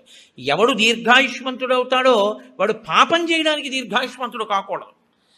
దేనికి దీర్ఘాయుష్మంతుడు కావాలి అంటే తన జీవుణ్ణి చక్కబెట్టుకోవడానికి దీర్ఘాయుష్మంతుడు కావాలి. అలా చేసేటటువంటి ప్రక్రియలో వచ్చిన అద్భుతమైనటువంటి తిథి ముక్కోటి ఏకాదశి. ఈ ముక్కోటి ఏకాదశి నాడు సర్వేషాం భోజనద్వయం అన్నారు. అది చాలా విచిత్రమైనటువంటి మాట. అసలు ముక్కోటి ఏకాదశి నాడు నువ్వు చెయ్యవలసినది ఏదో తెలుసా? సర్వేషాం భోజనద్వయం. ఈ శ్లోకం చాలా చమత్కారమైనటువంటి శ్లోకము. అందరూ కూడా భోజనద్వయం, 2 మాటలు భోజనం చేయండి. అదేమిటండి, సర్వేషాం భోజనద్వయం అయితే ఉపవాసం ఎక్కడుంది అందులో? మరి ఇప్పటిదాకా మమ్మల్ని పట్టుకు పీకు తినేశావు, శరీరం చెరుక్కర్రన్నావు, దీన్ని నలిపేయాలన్నావు, దీన్ని క్లేశ పెట్టాలన్నావు, ఏకాదశి నాడు పెట్టకండి అన్నావు, ఉపవాసం చెయ్యండి అన్నావు, అలా 23 చేయకపోతే ముక్కోటి ఏకాదశి అయినా చెయ్యన్నావు. ఇన్ని చెప్పిన వాడివి మళ్ళీ ఇప్పుడేమంటున్నావు? ఏకాదశ్యాంతు కర్తవ్యం సర్వేషాం భోజనద్వయం. కర్తవ్యం, తప్పకుండా చెయ్యవలసిన పని. ఏకాదశ్యాంతు, ఏకాదశి నాడు ఏమి? సర్వేషాం, అందరికీ. భోజనద్వయం, 2 మాటలు భోజనం చేయండి. మరి అదేమిటి ఇప్పటిదాకా నేను చెప్పిన ఉపన్యాసం అంతా పోలా ఈ శ్లోకంలో? అది ఎందుకు శ్లోకాన్ని అలా చేస్తారో తెలుసా అండి? పెద్దలు, ఋషులు, మహాత్ములు చాలా అద్భుతమైన ప్రక్రియ చూపిస్తారు. నీకు ఆ అనుమానం బాగా రావాలనే శ్లోకాలు అలా రచన చేస్తారు. అప్పుడు నువ్వు సంతోషం ఏమిటంటే నీకు కష్టపడకుండా నీకు కన్సెషన్ ఇచ్చేసినట్లు కనపడితే దాన్ని కన్ఫర్మ్ చేసేసుకోవడానికి తాపత్రయపడిపోతుంది. సుఖపెట్టడానికి ఏదైనా ఛాన్స్ ఇచ్చామనుకోండి, అబ్బా ప్రతి ఏకాదశికి నేను 8 ఏళ్లలోపు 80 ఏళ్ళు పైకి ప్రతి ఏకాదశి నాడు నువ్వు షుగర్ వ్యాధిగ్రస్తుడిని అయితే ఎంత బాగుండో అనిపిస్తుంది. ఎందుకంటే ఉపవాసం అక్కర్లేదు, ఏదో ఒకటి పడేయచ్చు లోపల. కానీ ఆ శ్లోకానికి అర్థం ఏంటంటే భోజన అంటే ఓ జనులారా, మీ అందరికీ కూడా భోజనద్వయం అంటే భోజనం 2 మాటలు చేయండి అని కాదు. భో అంటే ఓ జనులారా, ద్వయం 2, ఏకాదశ్యాంతు కర్తవ్యం సర్వేషాం. అందరికీ ఏకాదశి నాడు 2 నియమములు పాటించవలసినదే. ఏమిటో తెలుసా 2 నియమాలు? శుద్ధోపవాస ప్రథమ. శుద్ధోపవాసం, ముక్కోటి ఏకాదశి నాడు ప్రత్యేకించి శుద్ధోపవాసం. ద్వైతులు నిర్జలోపవాసం చేస్తారు. అసలు వాళ్ళు ఏకాదశి నాడు ద్వైత సంప్రదాయంలో ఉన్న వాళ్ళు, వాళ్ళ ఇంటికి మీరు వెళ్ళినా నీళ్ళు ఇవ్వరు. వాళ్ళు ఏకాదశి నాడు సత్యనారాయణ వ్రతం చేసుకోండి అంటే వాడు చేయరు. ఎందుకో తెలుసా అండి? ఈశ్వరుడికి నైవేద్యం పెట్టవలసి వస్తుంది. ఈశ్వరుడికి నైవేద్యం పెట్టద్దు వ్రతం చేస్తే, ఆయనకు కూడా పెట్టరు వాళ్ళు. ఆయనకి పెట్టడం కాదు, మీరు వాళ్ళ ఇంటికి వెడితే మీకు పండో కాయ కూడా చేతులు పెట్టరు. ఏమనుకోకండి, మీరు ఏకాదశి నాడు వచ్చారు మేము ఇవ్వలేమంటారు. వాళ్ళు ఉమ్ము కూడా గుటక వెయ్యరు, మంచినీళ్ళు కూడా తాగరు. మరి అలా రోహిణీ కార్తెలోనూ అప్పుడు ఎలా ఉంటారండి అని మనకు అనుమానం వస్తుంది. అలాగే ఉంటారు. ఇక్కడ కాదు, రాజస్థాన్ ఎడారిలో ఉంటారు. తెలుసా అండి? వాళ్ళకి ఈశ్వరుడి మీద ఉన్న నమ్మకం అటువంటిది. ఏకాదశి వ్రతం వాళ్ళకంత గట్టిది. ఒకసారి ద్వైత సంప్రదాయంలో చాలా సమున్నతమైన స్థితిని పొందినటువంటి వారు, చాలా లబ్ధ ప్రతిష్ఠులు, నేను పేరు ఎందుకు వాడాలి, బాగుండదు, వారి ఇంటికి వెళ్ళాను నేను, మా గోపాలకృష్ణ గారు, మేము. వెడితే ఆయన ఏకాదశి నాడు మేము వెళ్ళాం. వెడితే ఆయన అన్నారు, మీరు ఏమనుకోకండి, నేను మంచినీళ్ళు కూడా ఇవ్వను, ఎదురుగుండా మామిడి చెట్ల కాయలు ఉన్నాయి కానీ నేను ఇవ్వనని ఆ ఇంట్లో ఉన్న నౌకర్ని పిలిచి, నేను చూడకుండా 4 కాయలు కోసి వాళ్ళకి ఇవ్వన్నారు తప్ప ఆయన కోసి ఆయన చేతితో ఇవ్వాల. ఆయన పెట్టలేనివాడు కాడు, పెట్టుకోనివాడు కాడు, మహాత్ముడు, చాలా గొప్పవాడు, చాలా పెద్ద పదవి చేశాడు ఆయన. ఇప్పటికీ ఆంధ్రదేశంలో స్మరింపబడుతుంటాడు. ఎందుకో తెలుసా అండి, ఆ సంప్రదాయం అటువంటిది. వాళ్ళు ఏకాదశి నాడు శుద్ధోపవాసం, వాళ్ళు నిత్యలోపవాసం, నీటి గుటక కూడా వాళ్ళు వేయరు. కాబట్టి ముక్కోటి ఏకాదశి నాడు నువ్వు అలా చేస్తావా? 23 ఏకాదశులు మినహాయింపిస్తాను. శుద్ధోపవాస ప్రథమ అది చేసేస్తే, అయితే ఏదో అలా మొత్తానికి నేను నానా కష్టాలు పడి ఏదో అశుద్ధోపవాసం చేసేస్తానండి, 3 కోట్ల ఏకాదశుల ఫలితం వచ్చేస్తుంది కదా అంటారేమో. సత్కథా శ్రవణం తథాహ, కేవలం తినకుండా కూర్చుంటే ఫలితం ఇవ్వరు. సత్కథా శ్రవణం, మీరు ఏదో భగవత్ సంబంధమైన విషయాన్ని వింటూ ఉండాలి 12 ఘడియలు వచ్చేవారు. ఏకాదశి తిథి పరివ్యాప్తమై ఉన్నంతసేపు తినకుండా ఉండడం ఎంత ప్రధానమో, 12 ఘడియలు రాగానే తినేయడం అంత ప్రధానం. ధర్మం మారిపోతుంది అంతే. అందుకే అన్ని రోజుల కన్నా చాలా తొందరగా చద్దన్నం వండుకున్నట్టుగా తెల్లవారుజామున లేచి వంట చేసుకుని తినేసేది ఎప్పుడో తెలుసా అండి? 12 తినాడు తింటారు. 12 పారణ మధ్యాహ్నం చేయకూడదు, 12 తిథి ప్రవేశించగానే చెయ్యాలి. అందుకే ఏకాదశి వ్రతం చేసిన వాడికి శ్రీ మహావిష్ణువే అందేశారు. అంబరీషుడికి దొరకరా? అంబరీషోపాఖ్యానం ఏకాదశి వ్రతం కాదు. 12 ఘడియలు రాగానే నేను పారణ చెయ్యాలంటే కదా, దుర్వాస మహర్షి రాకపోతే నీళ్లు పుచ్చేసుకో, ఫోన్లేవయా మధ్యాహ్నం ఉండదా, 12 సాయంకాలం ఉండదా, ఎప్పుడొస్తే అప్పుడే తింటానని కూర్చున్నాడా? 12 ఘడియలు వచ్చేస్తున్నాయి, మరి ఏం చేయను? అంటే పోనీ భోజనం చేయకపోతే నీళ్లు తాగే అన్నారు. నీళ్లు తాగేస్తే కదా ఆయనకు పాపం వచ్చింది. కాబట్టి ఏకాదశి వ్రతం నాడు ఉపవాసం ఎంత ముఖ్యమో, 12 తిథి ప్రవేశించగానే 12 ఘడియ తగలగానే అన్నం తినేయడం అంత ముఖ్యం. అన్నం తినేయడం అంత ముఖ్యం అంటే చొక్కా వేసుకుని డైనింగ్ టేబుల్ మీద తినేస్తే ఏకాదశి వ్రతాన్ని కొక్కెత్తుకుపోతుంది. అన్నం ఎలా తినాలో అలాగే తినాలి. పైన చొక్కా బనీను లేకుండా శ్రద్ధాళువు అయి తినాలి. నువ్వు ఏకాదశి ఉపవాసం చేసి 12 నాడు ఇంకోళ్ళ ఇంట్లో హస్తోదకం పుచ్చుకున్నావు అనుకో, నీ ఏకాదశి వ్రతం పనికిరాదు. అది ఏ నిత్యము చెరించేటటువంటి వారు అటువంటి వారికి పనికొస్తుంది, లేదా ఏదో మహత్తరమైన ప్రయోజనం కోసం తప్పక బయట ఉండవలసి వస్తే వేరు. తప్ప అసలు ఉపవాసం చేసిన వాడు తనింట తాను తినాలి. ఎందుకో తెలుసా అండి? మరి మీ ఇంట్లో ఈశ్వరుడికి తులసిదళం వేశావా? మీ ఇంట్లో ఈశ్వరుడికి మహానైవేద్యం పెట్టావా? ఆయన ఉపవాసం లేడక్కడ. ఆయనకి ఏది నైవేద్యం ఏది? నేను మా ఇంటికి తాళం వేసేసి ఇక్కడికి వచ్చి నేను ఇక్కడ ఉపవాసం ఏమిటి? నేను ఇక్కడ ఉపవాసం చేశాను, బాగుంది, 12 నాడు మహానైవేద్యం ఎవరికి పెట్టను? నా సింహాసనంలో స్వామి ఉన్నారా? నా సింహాసనంలో స్వామికి అర్చన ఉండాలా? ఆయనకి నేను హస్తయోహ అర్ఘ్యం సమర్పయామి, పాదయోహ పాద్యం సమర్పయామి అని మహానైవేద్యం పెట్టానని నేను తినాలి. నేను ఎవరికి పెట్టను? నా భార్య ఏం పచనం చేసింది, ఎక్కడ వండింది?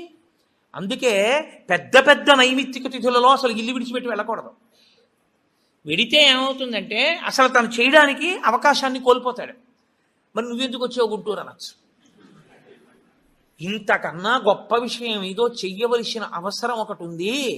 ఈ సంవత్సరం నేను వదిలిపెట్టినా నేను అలా వెళ్ళడం వల్ల ఒక పెద్ద ప్రయోజనం ఒకటి జరగాలి అని నేను అనుకున్నప్పుడు నేను స్వామికి నమస్కారం చేసి బయలుదేరిపోతానంతే. అప్పుడు అదొక త్యాగం. నేను దాన్ని విడిచిపెట్టేసుకోవడమే త్యాగం అంతే.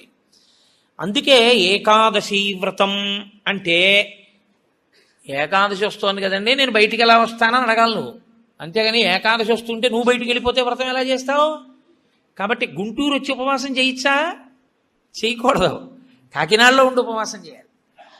కాబట్టి ముక్కోటి ఏకాదశి చెయ్యడం అంటే శుద్ధోపవాస ప్రథమ నిర్జలోపవాసమే. అంతకన్నా మరి నేను మినహాయింపులు ఇచ్చి చెప్పడం నా వల్ల కాదు. కానీ శాస్త్రం ఒక్కరి విషయంలో మినహాయింపు ఇచ్చింది. శరీర కష్టం చేసుకుని బ్రతికే వాణ్ణి మాత్రం ఉపవాసం చెయ్యమని నిర్బంధించవద్దు. వాడు పడిపోతాడు స్పృహ తప్పి నీళ్ళు తాగకపోతే. కానీ అవకాశం ఉన్నవాళ్ళు మాత్రం తప్పకుండా చెయ్యవలసినదే, అంతకన్నా మార్గము లేదు. కాబట్టి శుద్ధోపవాస ప్రథమ నిర్జలోపవాసమే చెయ్యాలి. యథార్థమునకు మంచినీటి చుక్క కూడా ఇక ఏకాదశి తిథి నాడు పుచ్చుకోకూడదు. ద్వాదశి వచ్చింది ఇక నువ్వు ఉపవాసం ఉండకూడదు. ద్వాదశి తిథి ఎందు ఉండగా, తిథి ఎందు పరివ్యాప్తమై ఉండగా నువ్వు ఉపవసించి ఉండకూడదు. మళ్ళీ వ్యతిరేక ఫలితం వస్తుంది. ద్వాదశి తిథి ప్రవేశించేసింది ఇక నువ్వు పాలన చేసేయాలంతే. ఎలా పాలన చేయాలో తెలుసా అండి? ద్వాదశి తిథి ప్రవేశించేటప్పటికి నువ్వు పరిశేచనం చేసేయాలంతే. ద్వాదశి ఉదయం 6:30కు వచ్చింది అనుకోండి, మీరు 6:30 లోపల మీ భార్య గారు మీరు సంధ్యావందనం అనుష్ఠానం పూర్తి చేసే లోపల ఆవిడ మహానైవేద్యం సిద్ధం చేసి తీసుకొచ్చి ఇచ్చేయాలి. మీరు నైవేద్యం పెట్టేసి ఆ రోజు 6:30కి భోజనం చేసేయాలి. నాకు సహించదండి అనకూడదు, చేసేయడమే. ఏకాదశి వ్రతమునందు ద్వాదశి కలిసిపోయి ఉంటుంది. నేను చెప్పింది అబద్ధమైతే అంబరీషోపాఖ్యానం అబద్ధమే, అంబరీషోపాఖ్యానం అబద్ధమైతే వ్యాసుడే అబద్ధం. కాబట్టి నేను చెప్పింది నిజం. ఏకాదశి వ్రతం అంటే అంతే, అలాగే చేస్తారు. ఇలా కాని చెయ్యగలిగితే ముక్కోటి ఏకాదశి నాడు నీకు నేను 3 కోట్ల ఏకాదశులు చేసిన ఫలితాన్ని నీ ఖాతాలో వేసేస్తాను. ఎందుకో తెలుసా? 1 శరీరమును క్లేశపెట్టావు, 2 మనసును ఏకాగ్రతతో నిలబెట్టావు. కాబట్టి ఏం చేయాలంటే మార్చి మార్చి మార్చి మార్చి మార్చి మార్చి భగవత్ కథ యందు కూర్చోవాలి. మరి ఇక దేనికి లేవాలి? శరీర శోధన చేయడానికి, మూత్ర విసర్జన చేయడానికి లోపలికి వెళ్ళిన నీళ్లు లేవు, మల విసర్జన చేయడానికి లోపల వేసిన పదార్థం లేదు, ఇంకెందుకు లేవడం? కాబట్టి లేవక్కర్లేదు. కాబట్టి ఏకాదశి రాగానే కూర్చుంటే ద్వాదశి వచ్చాక లే. అయితే అప్పుడు అందులో ఏముంది? జాగరణ కూడా ఉందా? ఉందా లేదా? ఏకాదశి నాడు ఉపవాసం అంటే అన్నం తినకుండా పక్కన కూర్చోవడం అని మీకు ఎవరు చెప్పారు? జాగరణ కూడా ఉంది. అందుకే ముక్కోటి ఏకాదశి నియమాలు అన్వయమయ్యేది మళ్ళీ 3 తిథులకు అన్వయం అవుతాయి. 1 మహాశివరాత్రి, 2 గోకులాష్టమి, 3 శ్రీరామనవమి. ముక్కోటి ఏకాదశి నాడు ఏ నియమాలు పాటిస్తారో అవే నియమాలు ఆ 3 తిథుల్లో పాటించాలి. ఈ 3 తిథులలో కూడా మీరు రాత్రి నిద్రపోకూడదు, పగలు ఏమీ తినకూడదు. అందుకే చూడండి, మహాశివరాత్రి నాడు నేను పరిచయం చేయడానికి మీకు ఆ తిథి బాగుంటుంది. మహాశివరాత్రి అంటే జాగరణతో కూడిన ఉపవాసమే. అందుకని నిద్రపోయి ఉపవాసం చేసేస్తానంటే అప్పుడు ముందు రోజు ఏ ఇంజక్షన్ చేయించేసి పడుకోవచ్చు. 12 గంటల తర్వాత తెలివచ్చే ఇంజక్షన్ ఒకటి. అలా కుదరదు. మీరు నిద్ర కూడా విసర్జించాలి. ఎందుకో తెలుసా అండి? నిద్ర విసర్జించడంలో చాలా పెద్ద క్లేశం ఉంటుంది. 1 తినలేదు, 2 తాగలేదు. ఒక స్థితికి వచ్చేటప్పటికీ నిస్త్రాణ కొంచెం వస్తుంది. వచ్చి ఫోన్లే అలా పడుకుంటే బాగుండు, కాస్త ఉత్తరీయం వేసుకుని అనిపిస్తుంది. అలా పడుకోకూడదు. అందున దీక్షితుడు అందుకే ఎప్పుడు పడితే అప్పుడు, ఎక్కడ పడితే అక్కడ నిద్రపోకూడదు. అలాగా మీరు పగలు రాత్రి కూడా ఏకాదశి తిథి ఉన్నంతసేపు, అంటే ఏకాదశి ఎప్పుడు మొదలైందో అప్పుడు ఒక రాత్రికి కూడా పరివ్యాప్తం అవుతుంది. ఆ రాత్రి ఆ పగలు మీరు జాగరణ యందు ఉపవాసమునందు ఉండాలి. అంటే మారుస్తూ ఉండాలి. ఒకటే చేస్తున్నారనుకోండి, మనసు ఏమవుతుందంటే దాన్ని విడిచిపెట్టి ఇంకో చోటుకి వెడుతుంది. అందుకే ఏకాదశి చేసేటప్పుడు ఏం చేస్తారంటే సంఘంగా చేస్తారు. సాధారణంగా ఏకాదశి తిథిని ఒక్కడే చేయడం కొంచెం కష్టం. ఒక సంఘంగా అనుకుని ఏం చేస్తారంటే, ఏదో ఏకాదశి ప్రవేశించేటప్పటికి సంధ్యావందనం చేసుకుని ఇంట్లో కులదేవతార్చన చేసుకుని అందరూ కలిసి దేవాలయానికి చేరుకుంటారు. అందరూ కలిసి ఈశ్వరునికి సత్యనారాయణ వ్రతం చేస్తారు. అందరూ కలిసి విష్ణు సహస్రనామ స్తోత్ర పారాయణం చేస్తారు. అందరూ కలిసి త్యాగరాజస్వామి సంగీత విభావరి వింటారు. అందరూ కలిసి భజన చేస్తారు.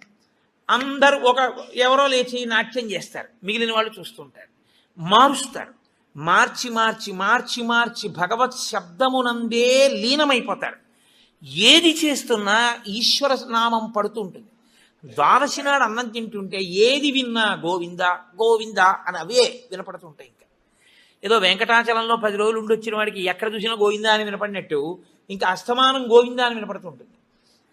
అంతగా నువ్వు ముక్కోటి ఏకాదశిని చెయ్యగలిగితే, అలా చేసినప్పుడు నీకు 3 కోట్ల ఏకాదశుల ఫలితాన్ని నీ ఖాతాలో వేస్తాను. నాకు ఇప్పుడు చెప్పండి, నిజంగా ముక్కోటి ఏకాదశి చేసేవాళ్ళు ఎంతమంది? ఎవరికి వెయ్యాలా ఫలితం? 24 ఏకాదశుల్లో ఒక్క ఏకాదశి అలా చేయగలవా అంటే దాని అర్థం ఏమిటో తెలుసా అండి? ఒక ఏకాదశి నిజంగా అలా చెయ్యాలని మీరు అనుకుంటే కనీసం ఇంకో ఏకాదశి మీరు అలా రిహార్సల్ వేయాలి. మీరు ఇంకో ఏకాదశికి రిహార్సల్ వేస్తే అది వస్తోంది ఇబ్బంది కాబట్టి ఆ రోజుని ఇది రాకుండా చూసుకుందామని మీరు జాగ్రత్త పడతారు. ఓ పని చేస్తున్నారనుకోండి, ముందే ఇలా చేస్తే బాగుంటుంది ఇలా చేస్తే బాగుంటుందని ప్రణాళిక రచిస్తారే, ప్రణాళిక రచనకు పక్కన ఇంకొక ఏకాదశి జరగాలి. అందుకే ముక్కోటి ఏకాదశి ఒక ఏకాదశి ఎవడు చేయడు, పక్కన ఇంకో ఏకాదశి చేస్తాడు. ఇది ఏదో ఏకాదశి చేశారనుకోండి, ఓహో ఏకాదశి చేస్తే ఇదిగో ఇలా ఇలా ఇబ్బందులు ఉంటాయి. నేను మీకు ఒక ఉదాహరణ చెప్తాను. ఏకాదశి రేపు వ్రతం చేద్దాం అనుకుని ముందు రోజు మీరు పుల్లని పదార్థాలు తీయటి పదార్థాలు బాగా తినేశారనుకోండి, మీరు ఇంక దాహాన్ని ఆపలేరు. దాహము తనంత తాను పొటమరించకుండా ఉండాలి అంటే మీరు శారీరకమైన ఆంతరమైన జాగ్రత్తలు కొన్ని తీసుకోవాలి. ఒకటి, వేడిగా ఉన్న చోటుకి వెళ్ళి మీరు కూర్చోకూడదు, శరీరం పడిపోదు, డిహైడ్రేట్ అయిపోదు. కాబట్టి అందుకే పరమేశ్వరుడు కూడా అనుకూలమైనటువంటి కాలంలో ఇచ్చాడు, పుష్యమాసంలో ఇచ్చాడు. నీటిని శరీరం ఎక్కువ డిమాండ్ చేయదు ఈ టైంలో. ఇది ఆయన పట్టుకెళ్ళి రోహిణీ కార్తీలో పెట్టాడు అనుకోండి, అసలు ఉండడు ఆవిడ చేసేవాడు కదండి. అందుకని పట్టుకొచ్చి హేమంత ఋతువులో పెట్టాడు, తనంత తాను పైనుంచి చల్లగా ఉంటుంది. కాబట్టి ఏకాదశి చెయ్యడం అంటే దాని అర్థం ఏమిటో తెలుసా అండి? దానికి 3 రోజులు ముందు నుంచి మీరు పదార్థముల మీద అదుపులోకి వచ్చేయాలి. ఇక ఒక్కసారి అది తింటే మళ్ళీ ప్రయత్నపూర్వకంగా మీరు మంచినీళ్లు తాగాలనుకుంటే తప్ప దాహం వేయకుండా శరీరం నిలబడగలిగినటువంటి రీతిలో ఆహారం ఏది ఉంటుందో అటువంటి ఆహారాన్ని ఎంచి అంత సాత్విక ఆహారంతో నిలబెట్టాలి. ముందు నిలబెడితే ముక్కోటి ఏకాదశి నాడు నీళ్ళు అడగకుండా ఉంటుంది, శక్తి లోపల నిలబడుతుంది. అంతకు ముందు కొన్ని రోజుల పాటు మీలోని శక్తిని క్షయం చేసేయకుండా మీరు ఉండాలి, మీ తేజోక్షయం చేయకూడదు. అంతకన్నా ఇంకో మాట నేను చెప్పను. అలా మీరు నిలబడగలిగితే ముక్కోటి ఏకాదశికి మీరు సిద్ధపడగలుగుతారు. అకస్మాత్తుగా ముక్కోటి ఏకాదశి ఓటీ చేసేస్తానంటే కుదరదు. కాబట్టి అసలు ముక్కోటి ఏకాదశి అన్నదాని యందు ఎంత సత్యమైన వాక్కులున్నాయో, శరీరమును క్లేశపెట్టడం అనేటటువంటిది శాస్త్రమునందు ప్రతి 11 రోజుల్లో ఒక రోజు తప్పదు. ఏకాదశి అంటే ఆ 11 ఈశ్వరుని యందు నిలబడాలి. 5 జ్ఞానేంద్రియాలు, 5 కర్మేంద్రియాలు, మనస్సు 11 నిలబెట్టాలి. దానికి ఉపవాసం చెయ్యాలి. అథవా ముక్కోటి ఏకాదశి నాడు చెయ్యగలిగినటువంటి ఈ పరిస్థితులన్నింటినీ మీరు సమన్వయం చేసుకున్నా, శరీరాన్ని నిలబెట్టినా, మీ మనసుని తీసుకెళ్లి ఈశ్వరుడి దగ్గర పెట్టడం మాత్రం అంత తేలికైన విషయం కాదు. కాబట్టి నేను మిమ్మల్ని అందరినీ నిరుత్సాహపరుస్తున్నాను అని మీరు అనుకోవద్దు. మీరు ఎప్పుడూ ఒక్క విషయం గుర్తుపెట్టుకోండి, మీరు ఏం చేశారు అన్నదాన్ని బట్టి 100% సిలబస్ బట్టి మార్కులు ఈశ్వరుడు వేయడు. మీ ప్రయత్నాన్ని చూసి హర్షించి వేసేస్తాడు ఆయన. అసలు మీరు సంకల్పం ఒకటి చేశారనుకోండి, వచ్చే సంవత్సరం ముక్కోటి ఏకాదశి మనం ఎలా చేసుకుందాం అని ఓ 10 మంది పెద్దలు కూర్చుని వచ్చే ఏడాది మన దేవాలయంలో ముక్కోటి ఏకాదశి చేద్దాం, వచ్చే ఏడాది ముక్కోటి ఏకాదశి చేయడానికి నిజంగా అలా శరీరంలో పదార్థం వెయ్యకపోయినా నిలబడగలిగిన శరీరాలు ఇన్నున్నాయి. ఇందులో ఎంతమంది ఆ దారుఢ్యం ఉన్నవాళ్ళు ఉన్నారు? వాళ్ళని సప్తమి తిథి నుంచే మనం ఎలా సిద్ధం చేద్దాం. వాళ్ళని సిద్ధం చేసి ముక్కోటి ఏకాదశి నాడు ఎంతసేపు ఉండగలిగితే అంతసేపు ఉంటాడు. ఇక తప్పలేదు, 4 నీళ్లు గుటకలు వేయవలసి ఉంటుంది. నన్ను నమ్మండి, మీ ఉపవాసం పాడవు. అది పుచ్చుకోకపోతే ఇక శరీరం పడిపోతుంది. ఇప్పుడు ధర్మం ఏమైపోతుందో తెలుసా అండి? ఆమరణ నిరాహార దీక్ష శాస్త్రమునందు అత్యంత మహాపాపము. మీ శరీరం పడిపోయే వరకు మీరు మీ ఏమీ తినను ఏమీ తాగదు అని భీష్మిస్తే ఆ వ్రతఫలం ఇవ్వరు, పిశాచత్వం ఇస్తారు. అన్నం తినకుండా నీళ్లు పుచ్చుకోకుండా ఎవడైనా శరీరాన్ని పడగొడితే వాడి జీవుణ్ణి పిశాచంలోకి ప్రవేశపెడతారు. అందుకని ఇప్పుడు మీ ప్రయత్నం మీరు చేశారు, ఇక శరీరం పడిపోతాం, తప్పదు, నీళ్లు పుచ్చుకోవాలి. ఇప్పుడు మీరు ఎంత నీరు తాగితే శరీరం నిలబడుతుందో అన్ని నీళ్లు తాగారు, అది ఉపవాసంలో అంతర్భాగం అయిపోతుంది. ఇప్పుడు ఒక్క అరటిపండు లోపల వేయకపోతే శరీరం నిలబడదు. ఓ అరటిపండు లోపల పడేశారు, మీకు ఉపవాసమునకు భంగము రాదు. కాబట్టి గురుముఖత చాలా జాగ్రత్తగా శాస్త్రము చెప్పిన నియమములను బాగా విని అసలు దాని మీద తర్ఫీదు ఏడాది మొదలుపెట్టారనుకోండి, మీరు చాలా తక్కువ మందితో మేము ఇలా చేస్తాం అన్న సంకల్పం ఒకటి. రెండు, అన్నిటికన్నా ప్రధానంగా దృష్టిలో పెట్టుకుని చేయవలసింది ఏమిటో తెలుసా అండి? నీరు పుచ్చుకోకుండా ఆహారము పుచ్చుకోనప్పుడు మనసు ఆ స్థితికి వెడుతున్నప్పుడు ఎంత ఖేదపడుతుందో ఇప్పుడు అర్థమవుతోంది. ఇప్పుడు మనసు నిలబెట్టడం అనేది ఎంత కష్టమో తర్ఫీదు చేస్తానంటూ నిలబెడుతున్నాడు అనుకోండి, వాడు ఆఖరికి ఈశ్వరుని యందు కలిసిపోతాడు. ఆ ఒక్క ప్రయత్నంతో వాడికి మనసు లొంగిపోతుందంతే. లొంగిపోయి ఈశ్వరనామమును ఎంత ఖేదంలోనైనా చెప్పడం వాడికి అలవాటు అవుతుంది. దీనికి ముక్కోటి ఏకాదశి వచ్చింది. అయితే ముక్కోటి ఏకాదశి నాడు జరిగేటటువంటి క్రతువులలో ఒక భాగంగా ఉత్తరద్వార దర్శనము అని ఒకటి ఉంటుంది. ఇది మళ్ళీ సంప్రదాయంలో ఒక్క వైష్ణవ దేవాలయాల్లోనే. అసలు ఇంకా నేను పరమ సత్యం చెప్పవలసి వస్తే ఇది యథార్థమునకు ఒక్క శ్రీరంగ క్షేత్రమునకే సంబంధించింది. అందుకే ఉత్తరద్వారం తీయడం అన్నది ఒక్క శ్రీరంగ క్షేత్రానికే ఉంది. అసలు నిజానికి మిగిలిన క్షేత్రాల్లో ఉత్తరద్వారాలు తీయడాలనే మాటలు లేవు.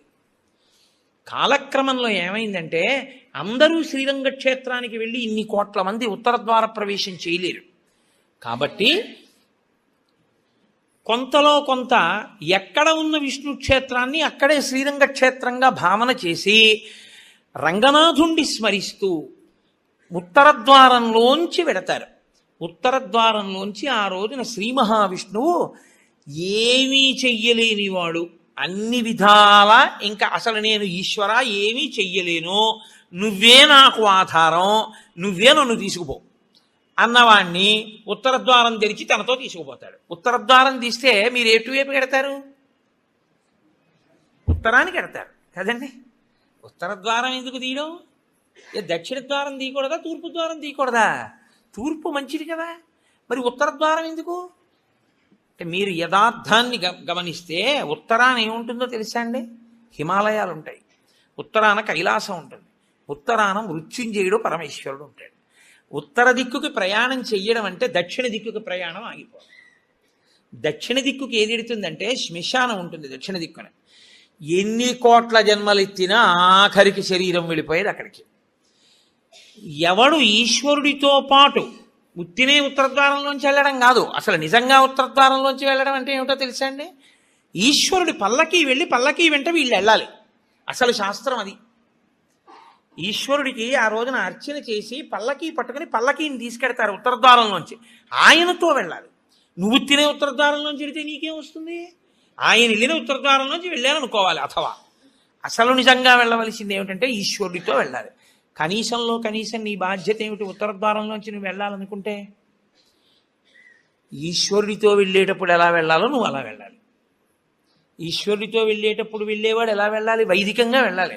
పైన చొక్కా బనీను ఏమీ లేకుండా ఉత్తరీయాన్ని మాత్రమే కప్పుకొని పంచ గోచీ పోసి కట్టుకోకుండా వెళ్ళకూడదు. గోచీ పోసి కుర్చీళ్ళు పెట్టుకుని వెనక్కి దోపుకోకుండా వెడితే మహాపాపం. వేదం పటలపన్నం చెప్తోంది. కాబట్టి కుర్చీళ్ళు పెట్టి గోచీ పోసి వెనక దోపి అన్నీ విప్పి ఉత్తరీయం వేసుకుని ఎవరి సంప్రదాయానుసారం వారు తిలకధారణ చెయ్యాలి.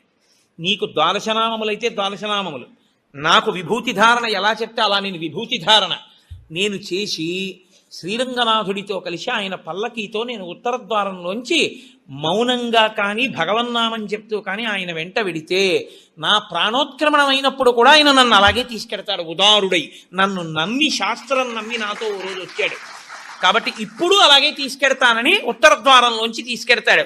ఇది ఇక ఏమీ చెయ్యలేను, నాకేమీ చేత కాదన్నవాడైనా కనీసం చెయ్యాలి. ఏమీ చేత కాని వాడన్నా చెయ్యాలి. ఈశ్వరాన్ని నాకు ఏం చేతనైనని నేను అన్నీ చేసేస్తానని ఇది మాత్రం మానేస్తాను అన్నవాడన్నా చెయ్యాలి. అందుకే శివాలయంలో ఎందుకు ఉండదో తెలుసా అండి? ఉత్తరద్వారంలోంచి వెళ్ళేది అక్కడికే కాబట్టి ఇంకా మళ్ళీ శివాలయంలో ఉత్తరద్వారం ఎందుకు? అంత శివకేశవ అభేదంగా ఉంటుంది ముక్కోటి ఏకాదశి యథార్థమునకు. కాబట్టి ముక్కోటి ఏకాదశి తిథి, ఏకాదశి తిథి అంత గొప్పవై ఉంటాయి. అందుకని ఉత్తరద్వార ప్రవేశం చేస్తారు. అటువంటి ముక్కోటి ఏకాదశి తిథి నాడు మీరు భగవత్ సంబంధంగా ఏది చేసినా కూడా దేశకాలాదులను అనుసరించి కోట్ల రెట్లలో ఈశ్వరుడు దాని ఫలితాన్ని ఏర్పాటు చేసేస్తాడు. మీరు రామచంద్రమూర్తిని నించోపెట్టి పంచామృతాలతో అభిషేకం చేశారనుకోండి, 3 కోట్ల పర్యాయములు అభిషేకం చేసిన తరువాత ఆ మూర్తి ఎంత తేజస్సుతో నిలబడుతుందో అంత తేజస్సుతో నిలబడిపోతుంది అక్కడ.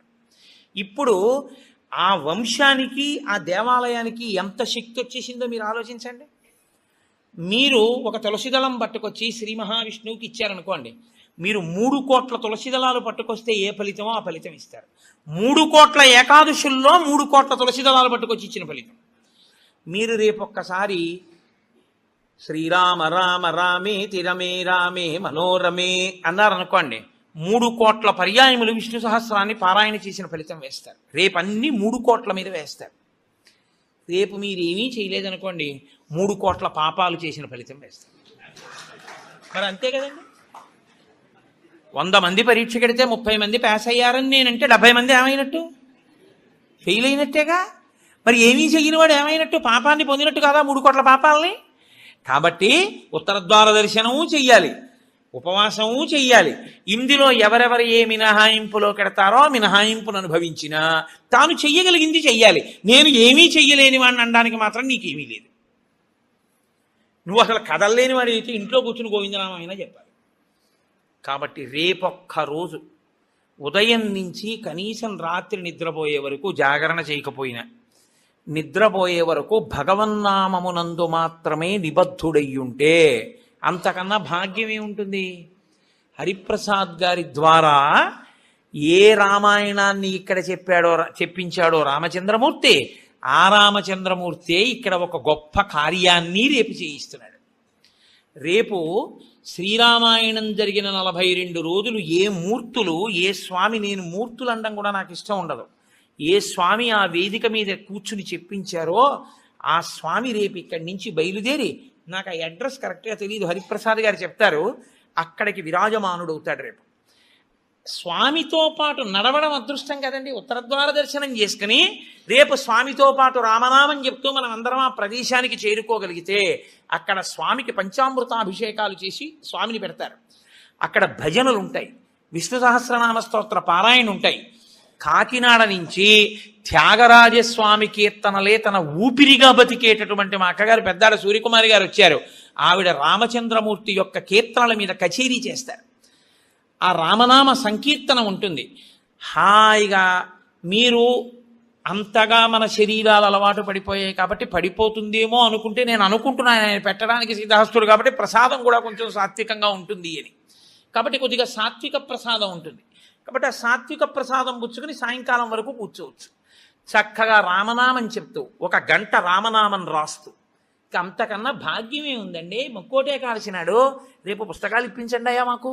1 గంట రామనామం రాసుకొని, రామనామం చెప్పుకొని, విష్ణు సహస్రం పారాయణ చేసుకుని, తులసి అర్చన చేసుకుని, పంచామృతాభిషేకం చూసుకుని, కీర్తనలు చూసుకుని నేను కాకినాడ వెళ్ళిపోతాను, మీరు ఇంటికి వెళ్ళిపోతారు. ముక్కోటి ఏకాదశి ఏ రామచంద్రమూర్తి దగ్గర కూర్చొని మనం రామాయణం విన్నామో ఆ రామచంద్రమూర్తే గుంటూరులో ఉన్న వాళ్ళందరికీ ముక్కోటి ఏకాదశి నాడు కూడా అద్భుత ఫలితాన్ని ఇప్పిస్తానని సంకల్పం చేశాడు. అందుకుని రేపు తాను కదిలి మనని కూడా ఆయన వెంట రమ్మంటున్నాడు. అది కదా అసలు ఉత్తరద్వారం. కాబట్టి రేపు ఆయనతో కలిసి బయలుదేరుదాం. మిగిలిన కార్యాన్నంతటినీ హరిప్రసాద్ గారు మీకు వివరణ చేస్తారు. ఇంకొక విషయం, మృగశిరా నక్షత్ర సంజాతులైనటువంటి జగద్గురువులు, మహాపురుషులు, ప్రాతస్మరణీయులు ఎవరి పేరు స్మరించినంత మాత్రం చేత అజ్ఞానాం జాహ్నవీ తీర్థం, సర్వేషాం సుఖదం తీర్థం, భారతీ తీర్థమాశ్రయే. ఆయన మహానుభావుడు. సర్వేషాం సుఖదం, ప్రతి వారికి సుఖమునివ్వగలిగినటువంటి వారు. అజ్ఞానులైనటువంటి వారికి గంగాతీర్థము వంటి వారు. అటువంటి భారతీ తీర్థస్వామి వారు శృంగగిరి పీఠానికి పీఠాధిపత్యంలో ఉన్నారు ఇప్పుడు. వారి నక్షత్రం ఉన్న రోజుల్లో అన్ని చోట్ల కూడా గురుపాదుకా పూజ జరుగుతోంది. గురుపాదుక మీరు ఒకటి ఎప్పుడు ఒక విషయాన్ని జ్ఞాపకం పెట్టుకోవాలి. గురుపాదుకకి ఎందుకు పూజ? చెప్పులకి పూజ లేదుగా లోకంలో. ఒక రామచంద్రమూర్తి పాదుకలకి చేశారు. నన్ను గౌరవించవచ్చు, నా చెప్పుల్ని ఎవరు గౌరవిస్తారు? కోటేశ్వరారు, మీరు కట్టి విప్పిన పంచి ఇవ్వండి అని అడిగిన వాళ్ళు ఉన్నారు నన్ను. మీరు వేసుకు విప్పిన చెప్పులు ఇవ్వండి అని నన్ను ఎవరు అడగకూడదు కూడా. నేను అంత గొప్పవాడిని ఏం కాను. కానీ గురుపాదుకలను ఇస్తారు. ఎందుకో తెలుసా అండి? గురువుగారు నిలబడిన కారణం చేత గురువుగారి యొక్క శక్తి అంతా పాదములలోని నాడీ మండలంలో ఉంటుంది. కొయ్య ఉపాసనా బలాన్ని పుచ్చుకుంటుంది. పుచ్చుకుని ఇబ్బంది లేకుండా సాధకుడిని కాపాడుతుంది. అందుకే కొయ్యపీట మీద కూర్చుంటారు. కొయ్య పాదుకలు వేసుకొని జగద్గురువులు తిరుగుతారు. వారి పాదములలో ఏ అనుగ్రహ శక్తిని పొంది ఉంటాయో ఆ అనుగ్రహ శక్తి ఆ కొయ్య పాదుకలలోకి కూడా దిగుతుంది. పాదుకలకి పూజ ఒకటి, పాదములకు పూజ ఒకటి కాదు. పాదుకా పూజయే పాద పూజ. పాద పూజ కన్నా పాదుకా పూజ గొప్పది. ఎందుకో తెలుసా అండి? పాదాలకి పూజ చేయడంలో కనీసం నీ అహంకారం అడ్డు రాకుండా ఉంటుంది. ఆయన మహాత్ముడు రావు, ఒకసారి నమస్కారం పెడదా ఉంటావు. ఆయన వేసుకు విప్పిన పాదుకలు రా అని నమస్కారం పెట్టాలంటే నువ్వు బాగా అహంకార పరిత్యాగం చేసి ఉండాలి. అప్పుడు నీ యందు గురుకటాక్షం బాగా ప్రసరిస్తుంది. ఎవరికి గురుకటాక్షం ప్రసరిస్తుందో వారికి పరబ్రహ్మమే అనుగ్రహిస్తుంది. కాబట్టి అటువంటి గురుపాదుకా పూజలు అనేక చోట్ల ప్రారంభమయ్యాయి. 3-4 ప్రదేశాల్లో జరిగాయిట. మీ అదృష్ట విశేషం ఏమిటంటే ఇక్కడ గుంటూరుకి కల్పవృక్షంలో దొరికారు హరిప్రసాద్ గారు. శృంగగిరి పీఠాధిపతులకి వారి ఎందున్న వాత్సల్యం చేత ఈ మృగశిర నక్షత్రంలో ఈసారి వచ్చేటటువంటి విరోధీనామ సంవత్సర పుష్య శుక్ల చతుర్దశి అంటే పగటిపూట ఉపవాసం చేయవలసిన తిథి. పుష్యశుక్ల చతుర్దశి బుధవారం నాడు గుంటూరు శృంగగిరి పీఠంలో గురుపాదుకా పూజ జరుగుతుంది. కాబట్టి ఆ వేళలో వారు చెప్తారు, మీ అందరూ చక్కగా గురుపాదుకా పూజలో కూడా పాల్గొని తత్సంబంధమైనటువంటి ప్రసాదమును పొంది గురువుగారి యొక్క అనుగ్రహమును సంపూర్ణముగా పొందెదరుగాక అని మీకు నేను ఈ విషయాన్ని కూడా విజ్ఞాపన చేస్తూ ఇతర వివరములను మాన్య శ్రీ హరిప్రసాద్ గారు వివరిస్తారు.